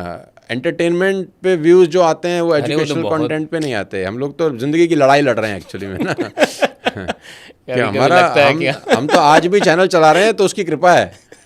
आज के टाइम में एजुकेशन सबसे लास्ट प्रायोरिटी है, बावजूद इसके हम लोग काम कर रहे हैं, मेहनत कर रहे हैं, है ना। लेकिन माइंडसेट तो वहीं जाता है ना, ईजी चीज़ों के ऊपर, ईजी चीज़ों के ऊपर। इस पे थोड़ा सा आ जाते हैं कि शॉर्टकट एक जो अभी का ट्रेंड है कि लोग अमीर बनना चाहते हैं। सोशल मीडिया का भी इसमें बहुत बड़ा मुझे लगता है कि इन्फ्लुएंस है। वो जो ज़िंदगी देख रही है कि इंस्टाग्राम पे कोई दुखित नहीं होता, और एक लैविश लाइफ स्टाइल और जो कुछ भी पोर्ट्रे किया जा रहा है वहाँ पे। तो एक आज के टाइम पे क्या हो गया कि बड़ा तो करना है, जैसे आपके पास भी था कि कुछ बड़ा करना है, मुझे भी था कि मुझे कुछ बड़ा करना है, बट अब है कि बड़ा करना है लेकिन बड़ा वक्त नहीं देना है, बहुत लंबा संघर्ष नहीं करना है, शॉर्टकट में 1 साल के अंदर 2 साल के अंदर बहुत सारे पैसे कमा लेने। तो ये जो शॉर्टकट का एक प्रचलन है, आप इसको कैसे देखते हैं, और क्या ये परमानेंट सक्सेस दे पाएगी किसी को भी ज़िंदगी में, या फिर इसका कुछ हस्र बहुत बुरा भी होता आगे? मैं इसमें एक ही बात बोलता हूँ, what easy to see is easy to miss. जो कामयाबी बहुत जल्दी मिल जाती है वो कामयाबी लंबे समय तक रहती नहीं है। तो जब भी मैं किसी व्यक्ति को देखता हूँ कि ये सफल है कि असफल, तो मैं देखता हूँ कितने टाइम में सफल हुआ है। अच्छा, ओह गुड। तो मुझे उसकी सफलता फैसिनेट तब तक नहीं करती जब तक मुझे ये नहीं पता होता कि 8-10 साल लगाए कि नहीं लगाए इसने। मुझे बहुत सारे लोग एग्जांपल देते हैं, अरे देखो सर वो कितना कामयाब हो गया, 6 महीने में यहाँ तक पहुँच गया, तो मुझे वो फैसिनेट करता ही नहीं है। हाँ, मुझे कोई बोले कि सर 15 साल से रगड़ रहा था अब कामयाब हुआ, तब मैं इंटरेस्टेड हूँ उसकी लाइफ जर्नी को जानने में। मैं ऐसे किसी व्यक्ति की लाइफ जर्नी को जानने में बिल्कुल इंटरेस्टेड नहीं हूँ जो 3 महीने के अंदर स्टार बन गया, जो 6 महीने में स्टार बन गया, जो 9 महीने में स्टार बन गया। लोग बनते तो हैं, तो क्या ये मतलब सच नहीं है? रिटेन रहना करीब करीब नामुमकिन होता है। गुड। करीब करीब 1000 में कोई एक होगा तो एक्सेप्शन हो सकती है, लेकिन मैंने अपनी लाइफ में 25 साल में ऐसा कभी देखा ही नहीं जो 3 महीने में स्टार बन गया हो और 30 साल के बाद भी स्टार रहा हो। आहा, क्या बात है। दुकान खोलना इम्पोर्टेंट नहीं है, दुकान लंबे समय तक खुली रहे ये इम्पोर्टेंट है। तो हम 25 साल पहले भी रेलिवेंट थे, भगवान की कृपा से आज भी रेलिवेंट हैं, और जब तक रहेंगे, ईश्वर की कृपा रही तो रेलिवेंट रहेंगे। सोनू शर्मा जी के शिखर पे बने रहने का क्या राज है? मैं तो अभी शिखर पे हूँ नहीं यार। नहीं, आप हैं। नहीं, मैं अभी कोई शिखर विखर पे नहीं हूँ भाई। आप हैं शिखर पे और लंबे दौर से हैं, आगे भी रहें, लेकिन इसका क्या प्रिंसिपल है, क्या सीक्रेट है कि आप मुझे लगता है कि कब आपने यूट्यूब चैनल शुरू किया था? 10-11 साल हो गए शायद। 10-11 साल मुझे, और तब से लेके अब तक अगर मैं कहूँ, कोई सच में देखा जाता है, कोई सच में इतने प्यार से देखा जाता है, जिसको लोग सच में इतनी मोहब्बत करते हैं, तब भी और अब भी, वो आप हैं। बहुत टाइम में क्या होता है, बहुत सारे लोग ऐसे होते हैं जो 1 साल कोई उनको देखता है, 2 साल देखता है, बट तीसरे साल फिर ख़राब होने लगता है, चौथी साल ख़राब हो जाता है। बट आपका जो एक दौर है वो हमेशा से वैसा ही है और ऊपर ही चलता गया है। तो इसका क्या सीक्रेट है? कौन सी चीज़ आपको वहाँ पे रिटेन करती है? मैंने अपने घर में एक खेती कर रखी है, उसमें कैप्सूल उगाता हूँ मैं। वो मैं रोज़ सवेरे सवेरे खा लेता हूँ, उससे सब चल रहा है काम। राज खोल के जाइए आप। शिखर पे बने रहने का क्या मंत्र है, ये बताइए। भाई वो मंत्र तो मुझे पता नहीं क्या है, लेकिन मुझे एक बात समझ में आती है यार। देखो शिशीष, मैंने कल भी तुमको एक बात बोली थी, मैं उसको दोबारा रिपीट करता हूँ कि ज़िंदगी में पैसा कमाना इम्पोर्टेंट नहीं है, पैसा कैसे आ रहा है ना, ये बहुत इम्पोर्टेंट है। पैसा छोड़ना आना चाहिए, दैट वाज। हाँ, मैंने कल तुमको एक बात बोली कि जिस दिन तुमको टेबल पे पैसे छोड़ना आ गया, क्या बात है। वो दिन ऐसा होगा जिस दिन फिर आप पीछे मुड़ के कभी नहीं देखोगे। लोगों की प्रॉब्लम क्या है, वो किसी भी हाथ से पैसा ले लेते हैं, कैसा भी पैसा हो। किसी भी हाथ से और कैसा भी, चाहे वो डिफेक्टिव हो, एग्जैक्टली, चाहे उस पर खून तक लगा हो, चाहे वो किसी के हाथ से भी आ रहा हो, ले लेते हैं। द डे यू लर्न कि ये नहीं छूऊंगा यार, अपने आप में इतना सेल्फ कॉन्फिडेंस बढ़ता है, बहुत सही। अपनी नज़र में इतनी इज्जत बढ़ जाती है ना आपकी, फिर वो जो कॉन्फिडेंस है ना, वो आपसे कुछ भी करवा लेता है।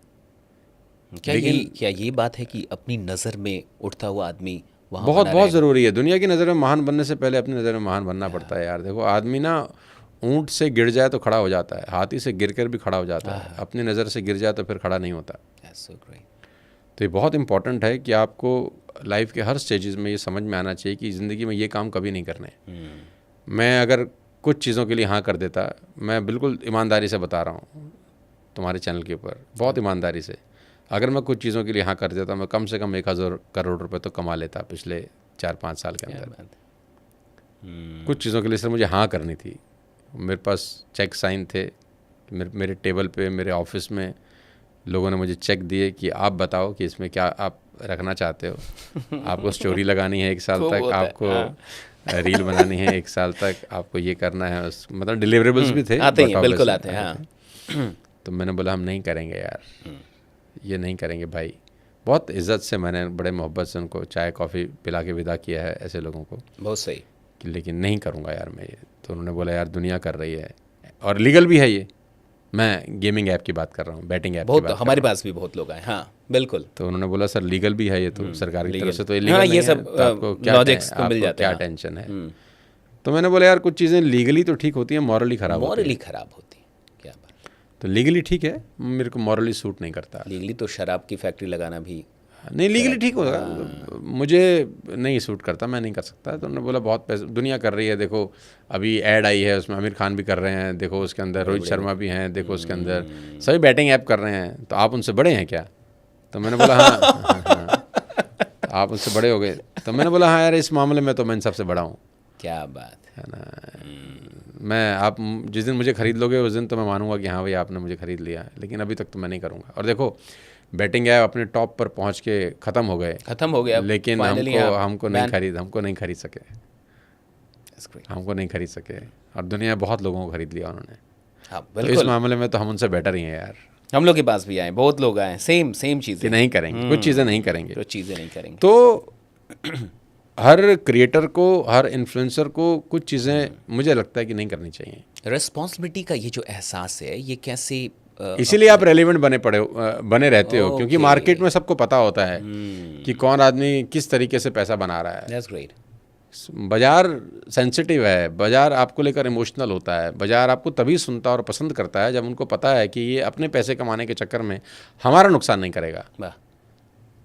पैसा कमाना तो देखो सब तो कमा ही रहे हैं, बिना पैसे के गुजारा चलेगा नहीं, लेकिन आपका नुकसान अगर हो रहा है मेरे कमाने से, तो फिर मामला बहुत गड़बड़ है यार। 40 करोड़ लोग बर्बाद हुए बैटिंग ऐप के अंदर, 40 करोड़ पीपल, यस बर्बाद हो गए। अब सरकार ने इसको बंद कर दिया है, और लेकिन जो बर्बाद हो गए उनको, उनकी जिम्मेदारी कौन उठाएगा? कौन बात करेगा कि किन लोगों के ऐड देखकर उन लोगों ने पैसा लगाना शुरू किया है? कौन बोलेगा इस बात के ऊपर कि फला आदमी ने कहा था लूडो खेलो, फला आदमी ने कहा था कि टीम बनाओ? कौन जिम्मेदारी लेगा? कितने लोगों ने सुसाइड किया, कितने लोगों की मानसिक हालत, physical condition, mental condition, financial condition तबाह हो गई इनकी ऐड देख कर। कौन उठाएगा उसकी जिम्मेदारी? जवाब कौन देगा उनका? तो आपकी क्रेडिबिलिटी इसलिए अच्छी होती है क्योंकि मार्केट में आपके बारे में लोग जानते हैं कि ये कुछ भी कर लेगा यार, ये नहीं करेगा ये काम। तो अगर आप हमेशा रेलेवेंट बना रहना चाहते हैं तो कुछ चीज़ें आपको छोड़नी चाहिए और अपना मार्केट वैल्यू अच्छा बना के रखना चाहिए ताकि लोगों की नज़र में आप ठीक रहें। अमीर बनने की जो एक जल्दीबाजी है उसके चक्कर में ये सारी चीज़ें होती हैं। अमीर बनने के 3-4 सिद्धांत बताइए कि कैसे कोई इंसान जो आज एक मिडिल क्लास या लोअर मिडिल क्लास फैमिली को बिलोंग करता है वो क्या करे, क्या स्टेप्स ले या क्या प्रिंसिपल्स होंगे जिससे वो अमीर बन सकता है। सही तरीका क्या है, सही सिद्धांत क्या है? मैं हमेशा एक बात समझता हूँ शिशिर कि आदमी कोई भी काम जब शुरू करता है ना तो वो पहले 2 महीने में 3 महीने में क्या कमाऊंगा उसके बारे में ना सोचे। गुड, पहली चीज़। पहले 4 महीने में मेरी इनकम क्या होगी वो उसके बारे में ना सोचे, वो बड़े टाइम स्पैन में सोचे। मैं पहले अपनी इनकम महीने 2 महीने के हिसाब से कैलकुलेट करता था। किसी ज़माने के अंदर किसी भी काम को जब शुरू करता था तो मैं सोचा था यार इस महीने कितना कमाऊंगा, अगले महीने कितना कमाऊंगा। लेकिन अब मेरा फिलॉसफी बहुत चेंज हुआ है। मैं सोचता हूँ 5 साल में मुझे ये काम क्या देगा। माय गॉड, बड़ा इस विजन हो काम गया। को मैं अगले 10 साल तक अगर करता रहूँ तो 10 साल में टोटल मेरा क्या टर्नओवर रह सकता है, क्या उसमें प्रॉफिटेबिलिटी हो सकती है। और आपका ये थॉट प्रोसेस चेंज कर देता है किसी भी काम को करने का। फिर आप शॉर्टकट में नहीं जाते, फिर आप कुछ भी करके उस महीने पैसा नहीं बनाना चाहते। तो फिर आप सोचते हैं कि नहीं यार मुझे फाउंडेशन मजबूत करनी है सो दैट 5 साल के बाद जब रिजल्ट हो तो वो अलग हो। बड़ी बड़ी ऑर्गेनाइजेशन बनती ही ऐसी हैं, बड़े बड़े कंपनियां ऐसे ही सेट होती हैं। तो सबसे पहले तो करंट पैसा कमाने के बारे में कोई ना सोचे। अगर बड़ा बिजनेस शुरू करना है तो, बड़ा धंधा शुरू करना है तो कि इस महीने क्या होगा। और जब वो नहीं होता तो फिर वो उल्टे सीधे काम करता है कि नहीं यार मैंने तो इस महीने का टारगेट रखा था, मेरे को तो कैसे भी करना है यार, मेरे तो ओवरहेड्स हैं यार, मुझे निकालना ही है ना। फिर वो गया नीचे चला गया। फिर उसको समझ ही नहीं आएगा कि उसके हाथ से खुद भी क्या क्या हो जाएगा। तो पहला तो इंस्टेंट कमाने के बारे में ना सोचे। अगर बड़ा सोचना है तो 2 साल 3 साल 5 साल के टाइम स्पेन के बारे में सोचे। फर्स्ट चीज़ तो ये। दूसरी सबसे इम्पॉर्टेंट चीज़ मैं तुमको बताता हूँ जो कि हर व्यक्ति को समझनी चाहिए, मैं अपने एक्सपीरियंस से बता रहा हूँ। अगर कोई भी लड़का, कोई भी लड़की, कोई भी बिजनेसमैन 8 घंटे काम करके करोड़पति अरबपति बनना चाहता है तो वो अपनी ज़िंदगी की बहुत बड़ी गलती कर रहा है। आप जॉब की तरफ चाहे बिजनेस हो चाहे जॉब, कुछ भी हो। पहले 8 घंटे आपको सिर्फ रोजी रोटी ही कमा के देंगे। आहा, बहुत डीप बात, क्या बात है। पहले 8 घंटे सिर्फ रोजी रोटी कमा के देंगे आपको। आप उसके बाहर नहीं जा सकते।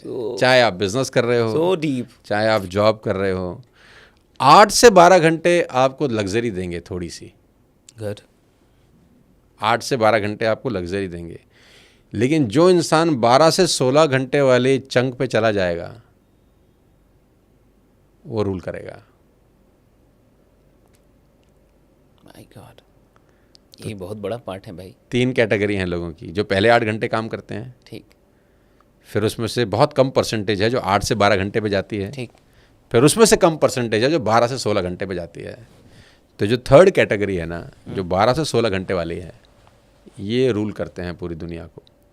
तो be in the third category, don't work for 8 hours. 8, अब कुछ लोग बोलते हैं क्वालिटी, कुछ लोग बोलते हैं टाइम, तो मैं कहता हूँ 16 घंटे विद क्वालिटी। खाली 16 घंटे बेमने से काम कर रहे हैं तब भी काम नहीं होगा। 16,000 घंटे काम कर लो तब भी नहीं होगा। कैसे संभव? जो काम आप कर रहे हो उसमें आपका मन लगना चाहिए। गुड। उसमें आपका इंटरेस्ट है कि नहीं है, लेकिन मन से करना चाहिए आप उसको। हमारे पिताजी बोलते थे कि बेटा तो जूता पॉलिश करने वाला बनना, लेकिन ऐसा बनना कि तेरे शहर में तुझसे बेटर जूता पॉलिश कोई ना करे। क्या बात है। तो बाल काटने वाला बनना, लेकिन अगर अमिताभ बच्चन को बाल कटाने हो तो तेरा पता पूछ के वो तेरे घर आ जाए। कुछ भी करना, लेकिन तेरा सब्स्टिट्यूट ना हो उस काम के अंदर, उस तरीके से करना। तो आप कुछ भी करो, आपका सब्स्टिट्यूट ढूंढना मुश्किल होना चाहिए बाजार के अंदर। और वो सिर्फ प्रेम से संभव है कि हाँ, वो आप डेडिकेशन के साथ करो, मन से करो आपको। हाँ ना। और साथ साथ टाइम बहुत ज़रूरी है। तो जो मैंने थर्ड कैटेगरी बताई है ना, जो 12 से 16 घंटे वाली कैटेगरी है, ये लोग रूलर हैं यार। आप किसी भी बड़े आदमी को देख लो, वो 8 घंटे काम नहीं कर रहा है। नहीं कर रहा है का मतलब नहीं कर रहा है। कोई ऐसा नहीं है जो सुबह 9 बजे निकलता है घर से और 5 बजे घर आ जाता है और बच्चों के साथ खेलता है और बीवी के साथ अपना टाइम स्पेंड करता है। कोई भी नहीं मिलेगा। और जो मिलेगा वो सिर्फ ब्रेड बटर में चल रहा है। आप इतिहास उठा के देख लो, वही लोग रूल कर रहे हैं, वही लोग लग्जरी लाइफ जी रहे हैं, या तो 12 से 16 घंटे के क्या पैच बात में हैं या 8 से 12 घंटे के पैच में हैं। आप यही जब बात बोल रहे हैं तो मैं यही सोच रहा हूँ कि यहाँ कितने लोग देख रहे होंगे और वो सोच रहे होंगे कि वो 8 घंटे वाले भी लिस्ट में है या नहीं।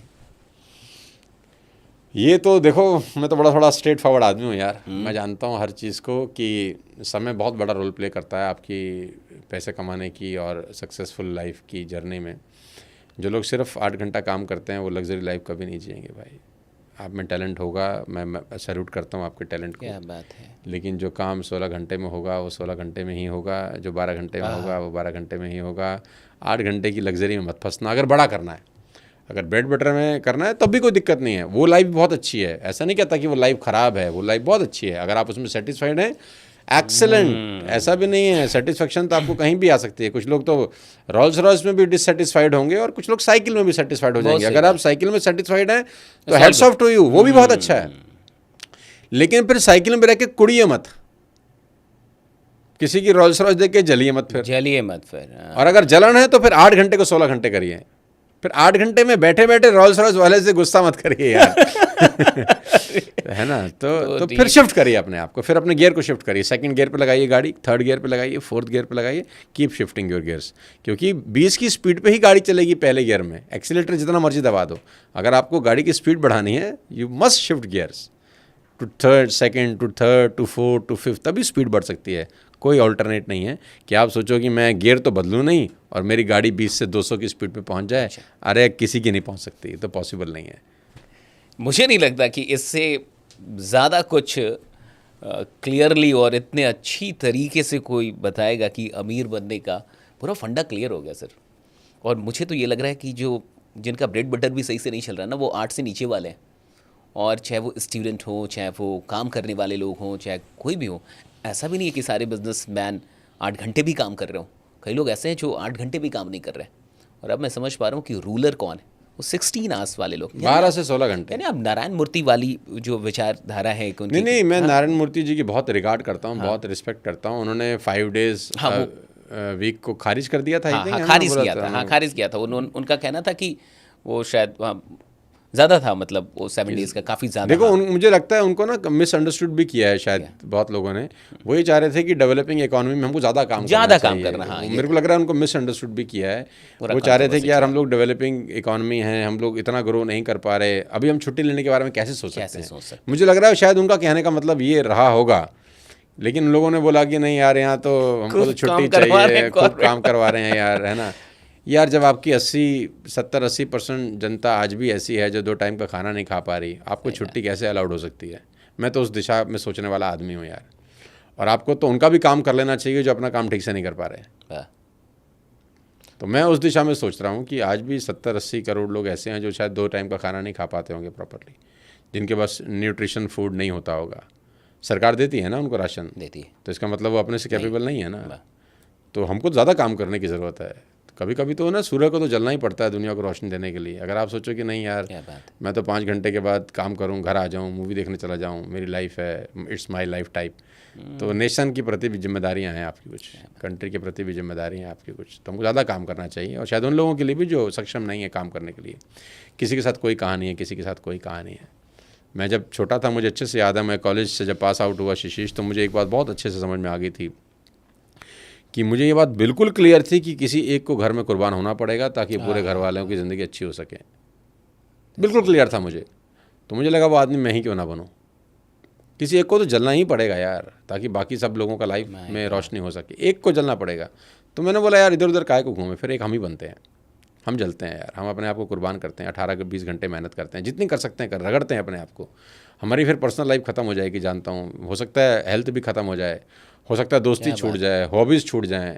तो मैंने सब छोड़ दिया, खुद को डेडिकेट कर दिया कि ना सूरज का काम है यार, वो जलेगा ही, नहीं तो कोई सेकंड ऑप्शन नहीं है। सेक्रीफाइस का कोई ऑप्शन नहीं है। लेकिन उसका फ़ायदा क्या हुआ? उसका फ़ायदा ये हुआ कि जो फैमिली है वो सेफ सिक्योर हुई, या जो दोस्त हैं या जो हमारे जानने वाले हैं उनके लिए हम कुछ अच्छा कर सके।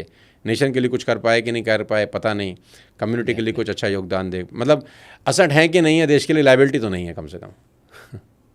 नहीं नहीं, कुछ लोग तो ना, कुछ लोग असट नहीं है, लाइबिलिटी है। तो मैं कहता हूँ असट है कि नहीं है, कम से कम लाइबिलिटी तो नहीं है देश में। मतलब धरती माता हमको बोझ तो नहीं समझती होगी।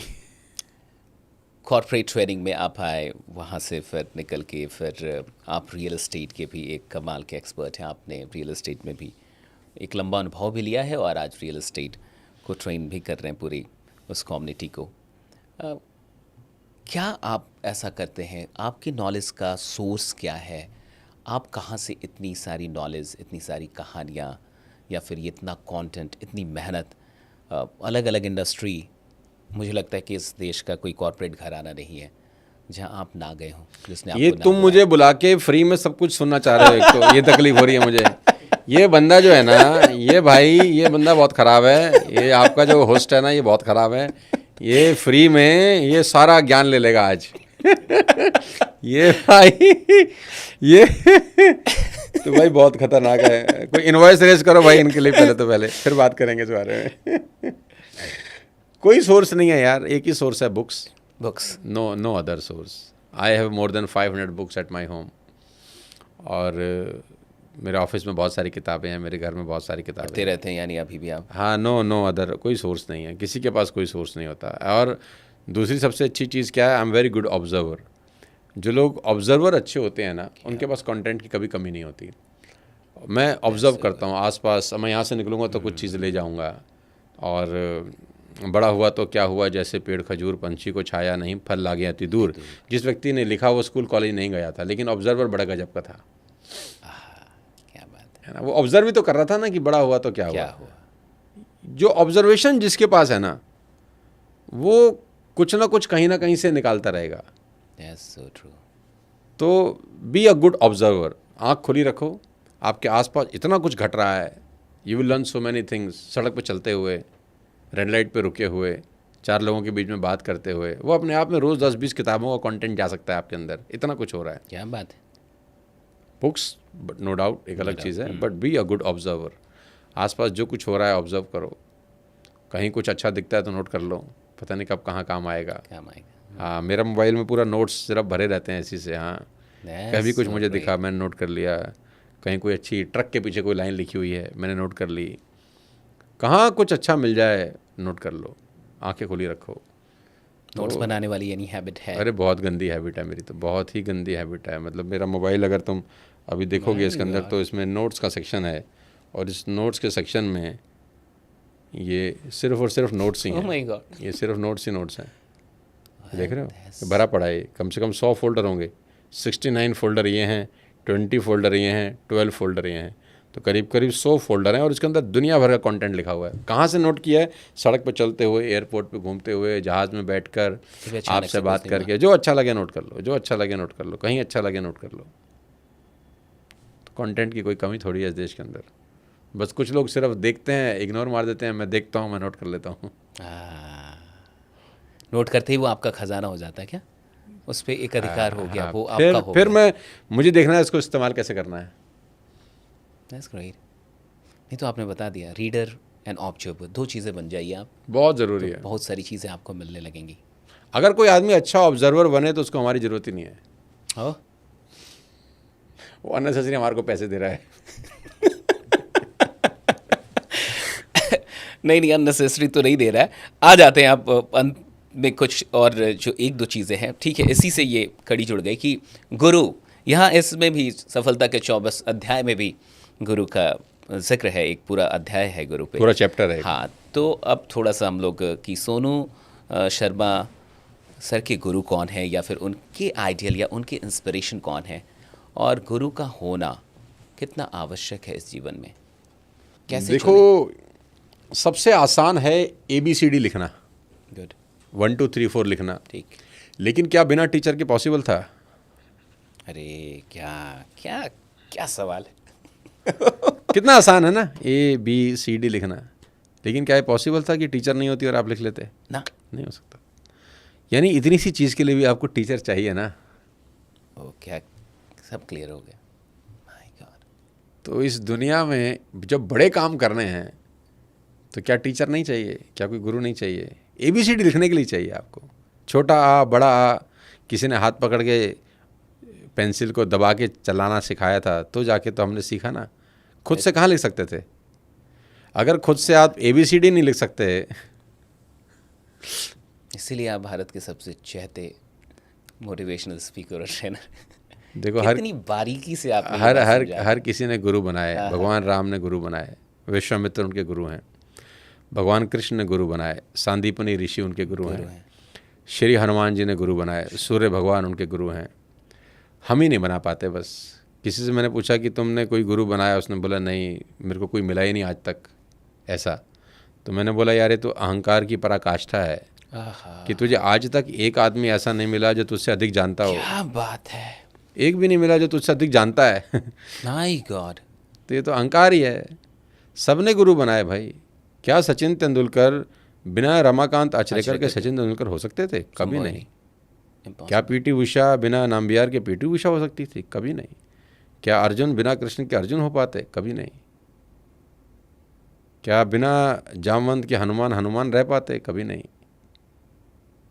और ऐसा नहीं है कि गुरु में ज़्यादा टैलेंट होता है, कम टैलेंट। ये बारीक बात है। हाँ, ऐसा कोई रमाकांत आचरेकर को ज़्यादा महान खिलाड़ी थोड़ी थे सचिन तेंदुलकर से। लेकिन गुरु एक गाइडिंग फोर्स है। गुरु आपको रास्ता दिखा सकता है। गुरु का मतलब क्या होता है? गु का मतलब होता है अंधेरा, रू का मतलब होता है रोशनी। अंधेरे से रोशनी की तरफ ले जाने वाला गुरु। तो अच्छा, कौन लोग कामयाब नहीं होते ज़िंदगी में? 2 तरह के लोग ज़िंदगी में कभी कामयाब नहीं होते शिशिश। पहला, जो किसी की नहीं सुनते। दूसरा, जो बहुत लोगों की सुनते हैं। वाह, क्या बात है। ये लोग कभी कामयाब नहीं होते। ये लोग ज़िंदगी में हमेशा परेशान रहेंगे। जो किसी की ना सुने और जो सबकी सुन रहे जो सबकी सुन रहे हैं। दोनों फेल होंगे। दोनों फेल हैं। एक पकड़ लो, सोच समझ के अपनी बुद्धि लगा के सलाह मशवरा करके एक पकड़ लो और फिर डेडिकेटेड हो जाओ। उसी को पकड़े रहो। फिर सबमिशन मोड में। फिर उसको बोलो तू मार पीट, हमें सफल बना असफल बना, ये तेरी जिम्मेदारी है, छोड़ दो फिर उसके ऊपर। लेकिन जो 10 दरवाजे खटखटाता है ना, मैंने देखे हैं बहुत सारे लोग, वो सब लोग परेशान रहते हैं ज़िंदगी में। तो गुरु का बहुत बड़ा रोल है यार, बहुत बहुत बड़ा रोल है। इतना बड़ा रोल है कि बस क्या ही बताऊं मैं आपको। बिना गुरु के हो नहीं सकता। पॉसिबल नहीं है। नहीं, हो ही नहीं सकता, पॉसिबल ही नहीं है। तो जितने भी बड़े लोग हैं, आप तो बहुत बड़े बड़े कॉरपोरेट घरानों में जाते हैं, बड़े बड़े बिजनेस के मालिकों से मिलते हैं, उनको कंसल्ट भी करते हैं। उन सब के पास गुरु हैं? मतलब वो जो हज़ारों करोड़ के लोग हैं। मोस्टली हैं। है। हाँ, मोस्टली हैं। सब लोग किसी ना किसी से सलाह मशवरा ज़रूर करते हैं। उनकी ज़िंदगी में कोई ना कोई होता ज़रूर है। और नहीं होते तो मैं कोशिश करता हूँ कि मैं उनको बोलूँ कि आप बनाओ। नहीं, खाली मुझे मत बनाओ, किसी को ही बनाओ, लेकिन कोई ना कोई लाइफ में होना चाहिए आप, जिससे आप सलाह लेते हो। क्योंकि आपका सलाहकार बहुत बड़ा रोल प्ले करता है आपकी लाइफ के अंदर, बहुत बड़ा रोल प्ले करता है कि आप अपनी ज़िंदगी की परेशानियाँ, आपकी फाइनेंशियल कंडीशंस, आपका धंधा, उसकी बात किससे करने जाते हो। क्योंकि आदमी जिस तरीके का होता है ना, वो उसी तरह का समाधान दे सकता है। फॉर एग्जांपल, कोई आदमी डिप्रेशन में है, परेशान है, और उसने सलाह मांगी अपने एक दोस्त से कि भाई मैं बहुत परेशान हूँ, मैं डिप्रेशन में हूँ, बता मैं क्या करूँ। तो वो गया अपने दोस्त के पास, उसने बोला तू एक काम कर, तू 5 दिन के लिए थाईलैंड चला जा। है ना, तो तेरी सारी प्रॉब्लम का सलूशन हो जाएगा। अब वो अगर मेरे पास आएगा, यही बात पूछेगा कि मैं बहुत परेशान हूँ, मैं डिप्रेशन में हूँ, सुन भाई मैं क्या करूँ, तो मैं बोलूँगा तू मेडिटेट कर यार, तू मेडिटेशन में जा। दोनों सॉल्यूशन में कितना अंतर है? अब जिसने थाईलैंड जाने का सोल्यूशन दिया गलत वो भी नहीं है, उसके पास जो सोल्यूशन है वो वही दे दिएगा। हाँ, जो उसके पास वो अपनी जगह तो गलत नहीं है ना। उसका अनुभव वही का है। हाँ, और मेरे पास आएगा तो मैं उसका दूसरा सोल्यूशन दूंगा आपको। तो ये बड़ा इंपॉर्टेंट है कि आप सोल्यूशन लेने जाते कहाँ हो। ट्रैक ही चेंज हो जाता है ऑल टुगेदर। बहुत सही बात है। तो आपने किस व्यक्ति से सोल्यूशन लिया, वो आपकी डायरेक्शन को पूरी तरह से 360 डिग्री पे चेंज कर देता है। और जो थाईलैंड जाने का आंसर दे रहा है गलत वो भी नहीं है, वो उसको जो बेस्ट समझ में आ रहा है वो बता रहा है बेचारा वो। लेकिन मेरे पास आ रहा है तो मैं उसको सोल्यूशन कुछ और दे रहा हूँ उसको। तो ये बड़ा इंपॉर्टेंट है कि आप अपनी लाइफ के इम्पॉर्टेंट डिस्कशंस किस व्यक्ति के साथ करते हो, सारा का सारा खेल वहीं चेंज हो जाता है। अब हमारी एक रैपिड फायर है सर, 10 क्वेश्चंस हैं। हाँ। वो जल्दी जल्दी कर लेते हैं। अगर आप मोटिवेशनल स्पीकर ना होते तो क्या होते? कुछ नहीं होता एक्चुअली, तो मैं कहीं का नहीं होता, कहीं का नहीं रहता। अरे क्या ये रैपिड फायर है कि ये जलील फायर राउंड है? कि आदमी को बोल रहे हैं अगर तुम्हारे शरीर में दिल ना होता तो आप क्या करते? तो मर जाते भाई। क्या बात है। अरे हम तो चाहते हैं कि भाई हम जब मरें तो हमारी चिता पे माइक रखा हो, एक असली माइक, सबसे महंगा वाला। अगर उस वक्त सब अफोर्ड कर सकें तो साथ में लेटा दें और फिर फूंकना हमारे को। ये इस पॉडकास्ट पे याद रहेगा सर। अरे भाई तुम विजुलाइज कर रहे हो क्या? आप ऐसा विजुलाइज कर रहा है। अभी तो आपकी उम्र बहुत लंबी होने वाली है, आपको बहुत काम करना है। लाखों करोड़ों लोगों की ज़िंदगी अभी तक आप बदल चुके हैं और मुझे लगता है कि कई मर चुके हौसलों को पुनर्जीवित करने का आपने काम किया है। शुक्रिया। तो आपकी ज़रूरत इस देश और दुनिया को अभी बहुत ज़्यादा है। आपकी फेवरेट बुक जो सबको पढ़नी चाहिए? Richest man in Babylon. हाँ, क्लार्सन साहब की किताब है, बहुत अच्छी किताब है। क्या बात है। कॉफ़ी या चाय? जो मिल जाए यार, ऐसा कोई चूज ही नहीं हो। ना ना ना ना ना, जो मिल जाए तो भी अच्छा, ना मिले तो भी कोई दिक्कत नहीं है। दिक्कत नहीं है? ना कोई दिक्कत नहीं। हैबिट भी नहीं है यानी? कुछ नहीं। एक हैबिट जिसने आपकी ज़िंदगी बदली या जो सबके अंदर होनी चाहिए? किताब पढ़ने की आदत यार। That's great. और मैं होल सेल वाला रीडर हूँ, मतलब मैं अजीब रीडर हूँ। मैं 4 3 किताबें इकट्ठा पढ़ता हूँ एक साथ? हाँ, एक साथ। अच्छा, अलग अलग किताबें चल रही हैं? हाँ, मतलब अभी 1 घंटा एक पढ़ूंगा, फिर 1 घंटा दूसरी किताब पढ़ लूँगा, फिर आधा घंटा कुछ और पढ़ूंगा, फिर आधा घंटा कुछ और पढ़ लूँगा। मैं थोड़ा सा अजीब गरीब है ना। इंटरेस्टिंग है। अजीबो गरीब आदमी है ना, जो अजीब है वही गरीब है। तो हम अजीबो गरीब आदमी हैं, 3 4 किताबें इकट्ठे पढ़ता हूँ। हाँ। अगर आपको कोई सुपर पावर मिलनी होती तो आप कौन सी पावर चाहते? कौन सी पावर? मतलब गायब हो जाओ टाइप ऐसा?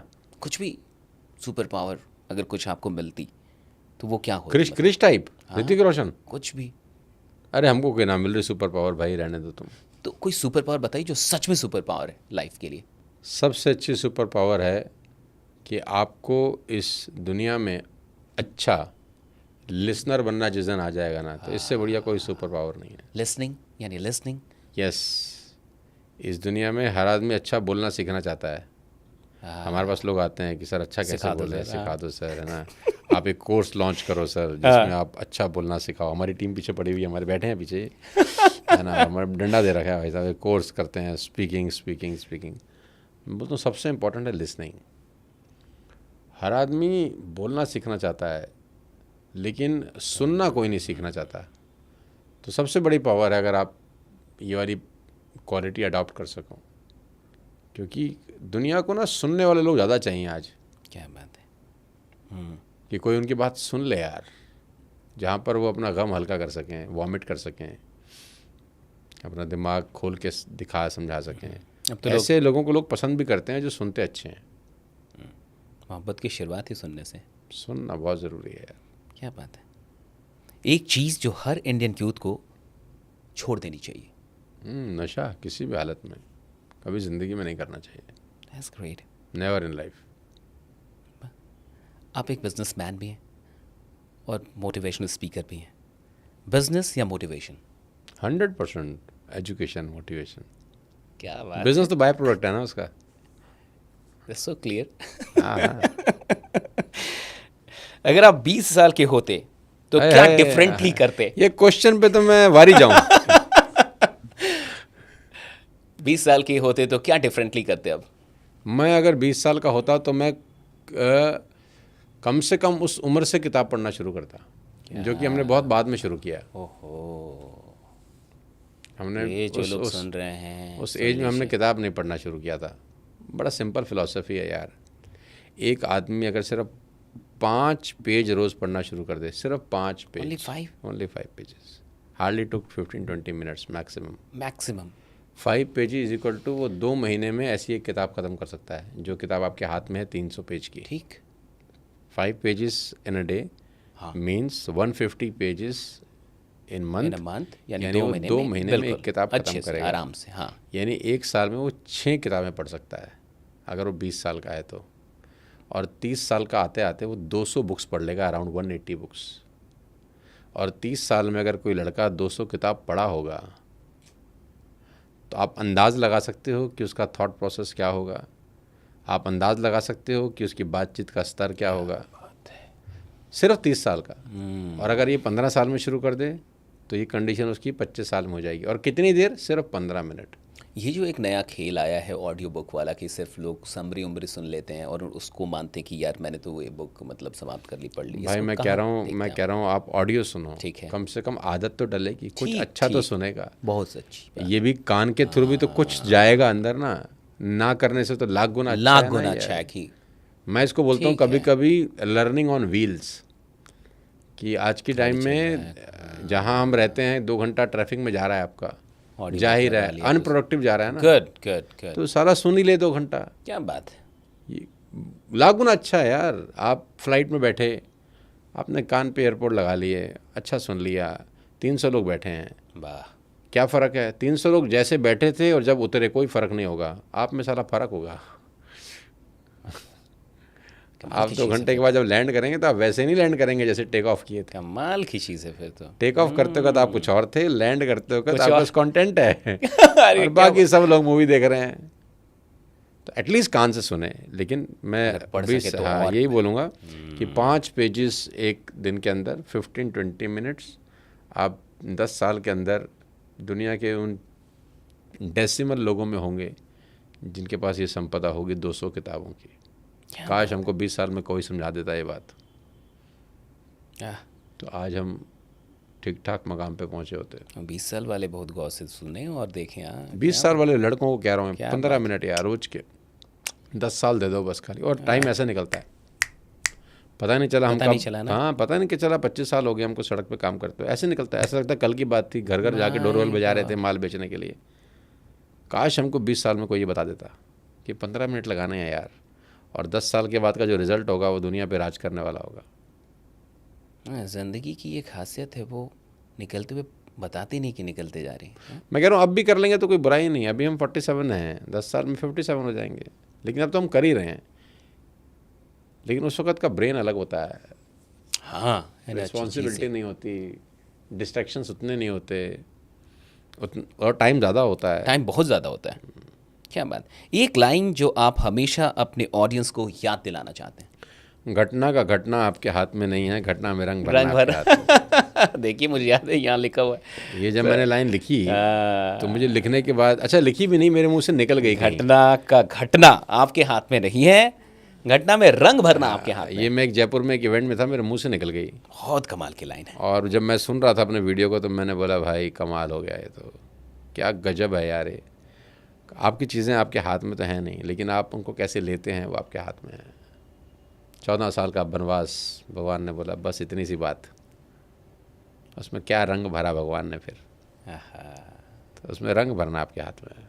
तो सबसे इम्पोर्टेंट लाइन है। अमेजिंग।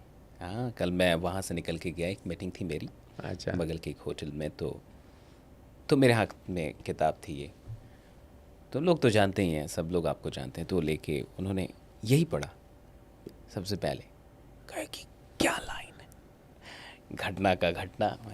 इट वाज लाइक हम लोग उस पर डिस्कस कर रहे थे, वो उनके भी एकदम कि क्या लाइन है यार ये। मैं कह रहा हूँ ये बुक कंसंट्रेट है यार। ये एक एक चैप्टर में आपको एक एक किताब का कंटेंट मिलेगा। 25 साल का मुझे लगता है आप ये वो कंटेंट है, और मैं बहुत ईमानदारी से बोल रहा हूँ ये बात, क्योंकि मैंने अपने हाथ से लिखा है। ये वो कंटेंट है कि इसको ऐसा नहीं है कि कोई एक बुलेट पॉइंट है फिर एक्सप्लेन किया है पूरे चैप्टर के अंदर, ये सारा ही बुलेट है। ये तो आपके टॉक में भी मैं इस चीज़ के लिए आपको बहुत अप्रिसिएट करता हूँ, रिस्पेक्ट करता हूँ कि आपके जितने भी टॉक देखे हम लोगों ने, कुछ सेमिनार्स पूरे आपके यूट्यूब चैनल पे हैं, होल सेमिनार जैसा है पूरा टॉक, कोई लाइन इधर से उधर नहीं होती आपकी। जब वहाँ नहीं होती तो मैं कह सकता हूँ कि यहाँ क्या होगी रहे। नहीं यार, ये जितने भी लोग प्रोफेशनल अपना करियर बनाना चाहते हैं ना, कोचिंग इंडस्ट्री में, हाँ, ट्रेनर, कोच, ट्रेनर बनना चाहते हैं, कोच बनना चाहते हैं, मुझे लगता है जो टीचर्स भी हैं, प्रोफेशनल्स भी हैं, हाँ, इधर उधर कंटेंट ढूंढने की जरूरत नहीं है उनको। गो विद आज के बाद मैं दावे के साथ कह सकता हूँ, this is the one book every teacher, every coach must read. That's great. और ये करके मैंने अपने हाथ काट दिए हैं। इसलिए अपने हाथ काट दिए हैं कि हो सकता है कि हमारा कंटेंट हमारे से अच्छे अंदाज में कोई और बता दे कल को, और कोई हमको बोले यार ये तो वो बोल रहे थे, आप कैसे बोल रहे हो? बोलो हमने लिखा था यार। बहुत सारे कंटेंट है जो हम लोग इसका यूज करेंगे, बिल्कुल। हाँ, कॉपीराइट नहीं है इसके ऊपर, तो ये करके मैंने आपने कहा भी, अभी भी आपने कहा कि शशिश बहुत सारे कंटेंट मिलेंगे आपको आके टॉक के लिए। तो ये एम्पावर कर सकते हैं हर कोच को, और हमने जो 25 साल में दाएं बाएं सीखा उसको कंपाइल किया है यहाँ पर। That's great. और ये इतना इम्पोर्टेंट बुक है, और जैसे जैसे समय बीतेगा इस बुक का इम्पोर्टेंस और बढ़ता जाएगा, पूरे देश को समझ में आएगा। और मैं ये बहुत दावे के साथ आपके चैनल पे बता रहा हूँ बात।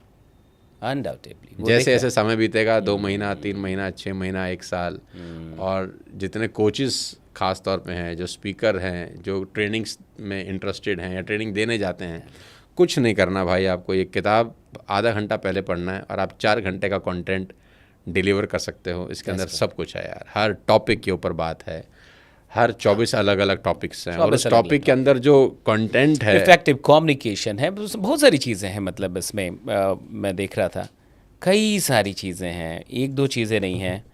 कुछ छोड़ा कहाँ है आपने इसमें?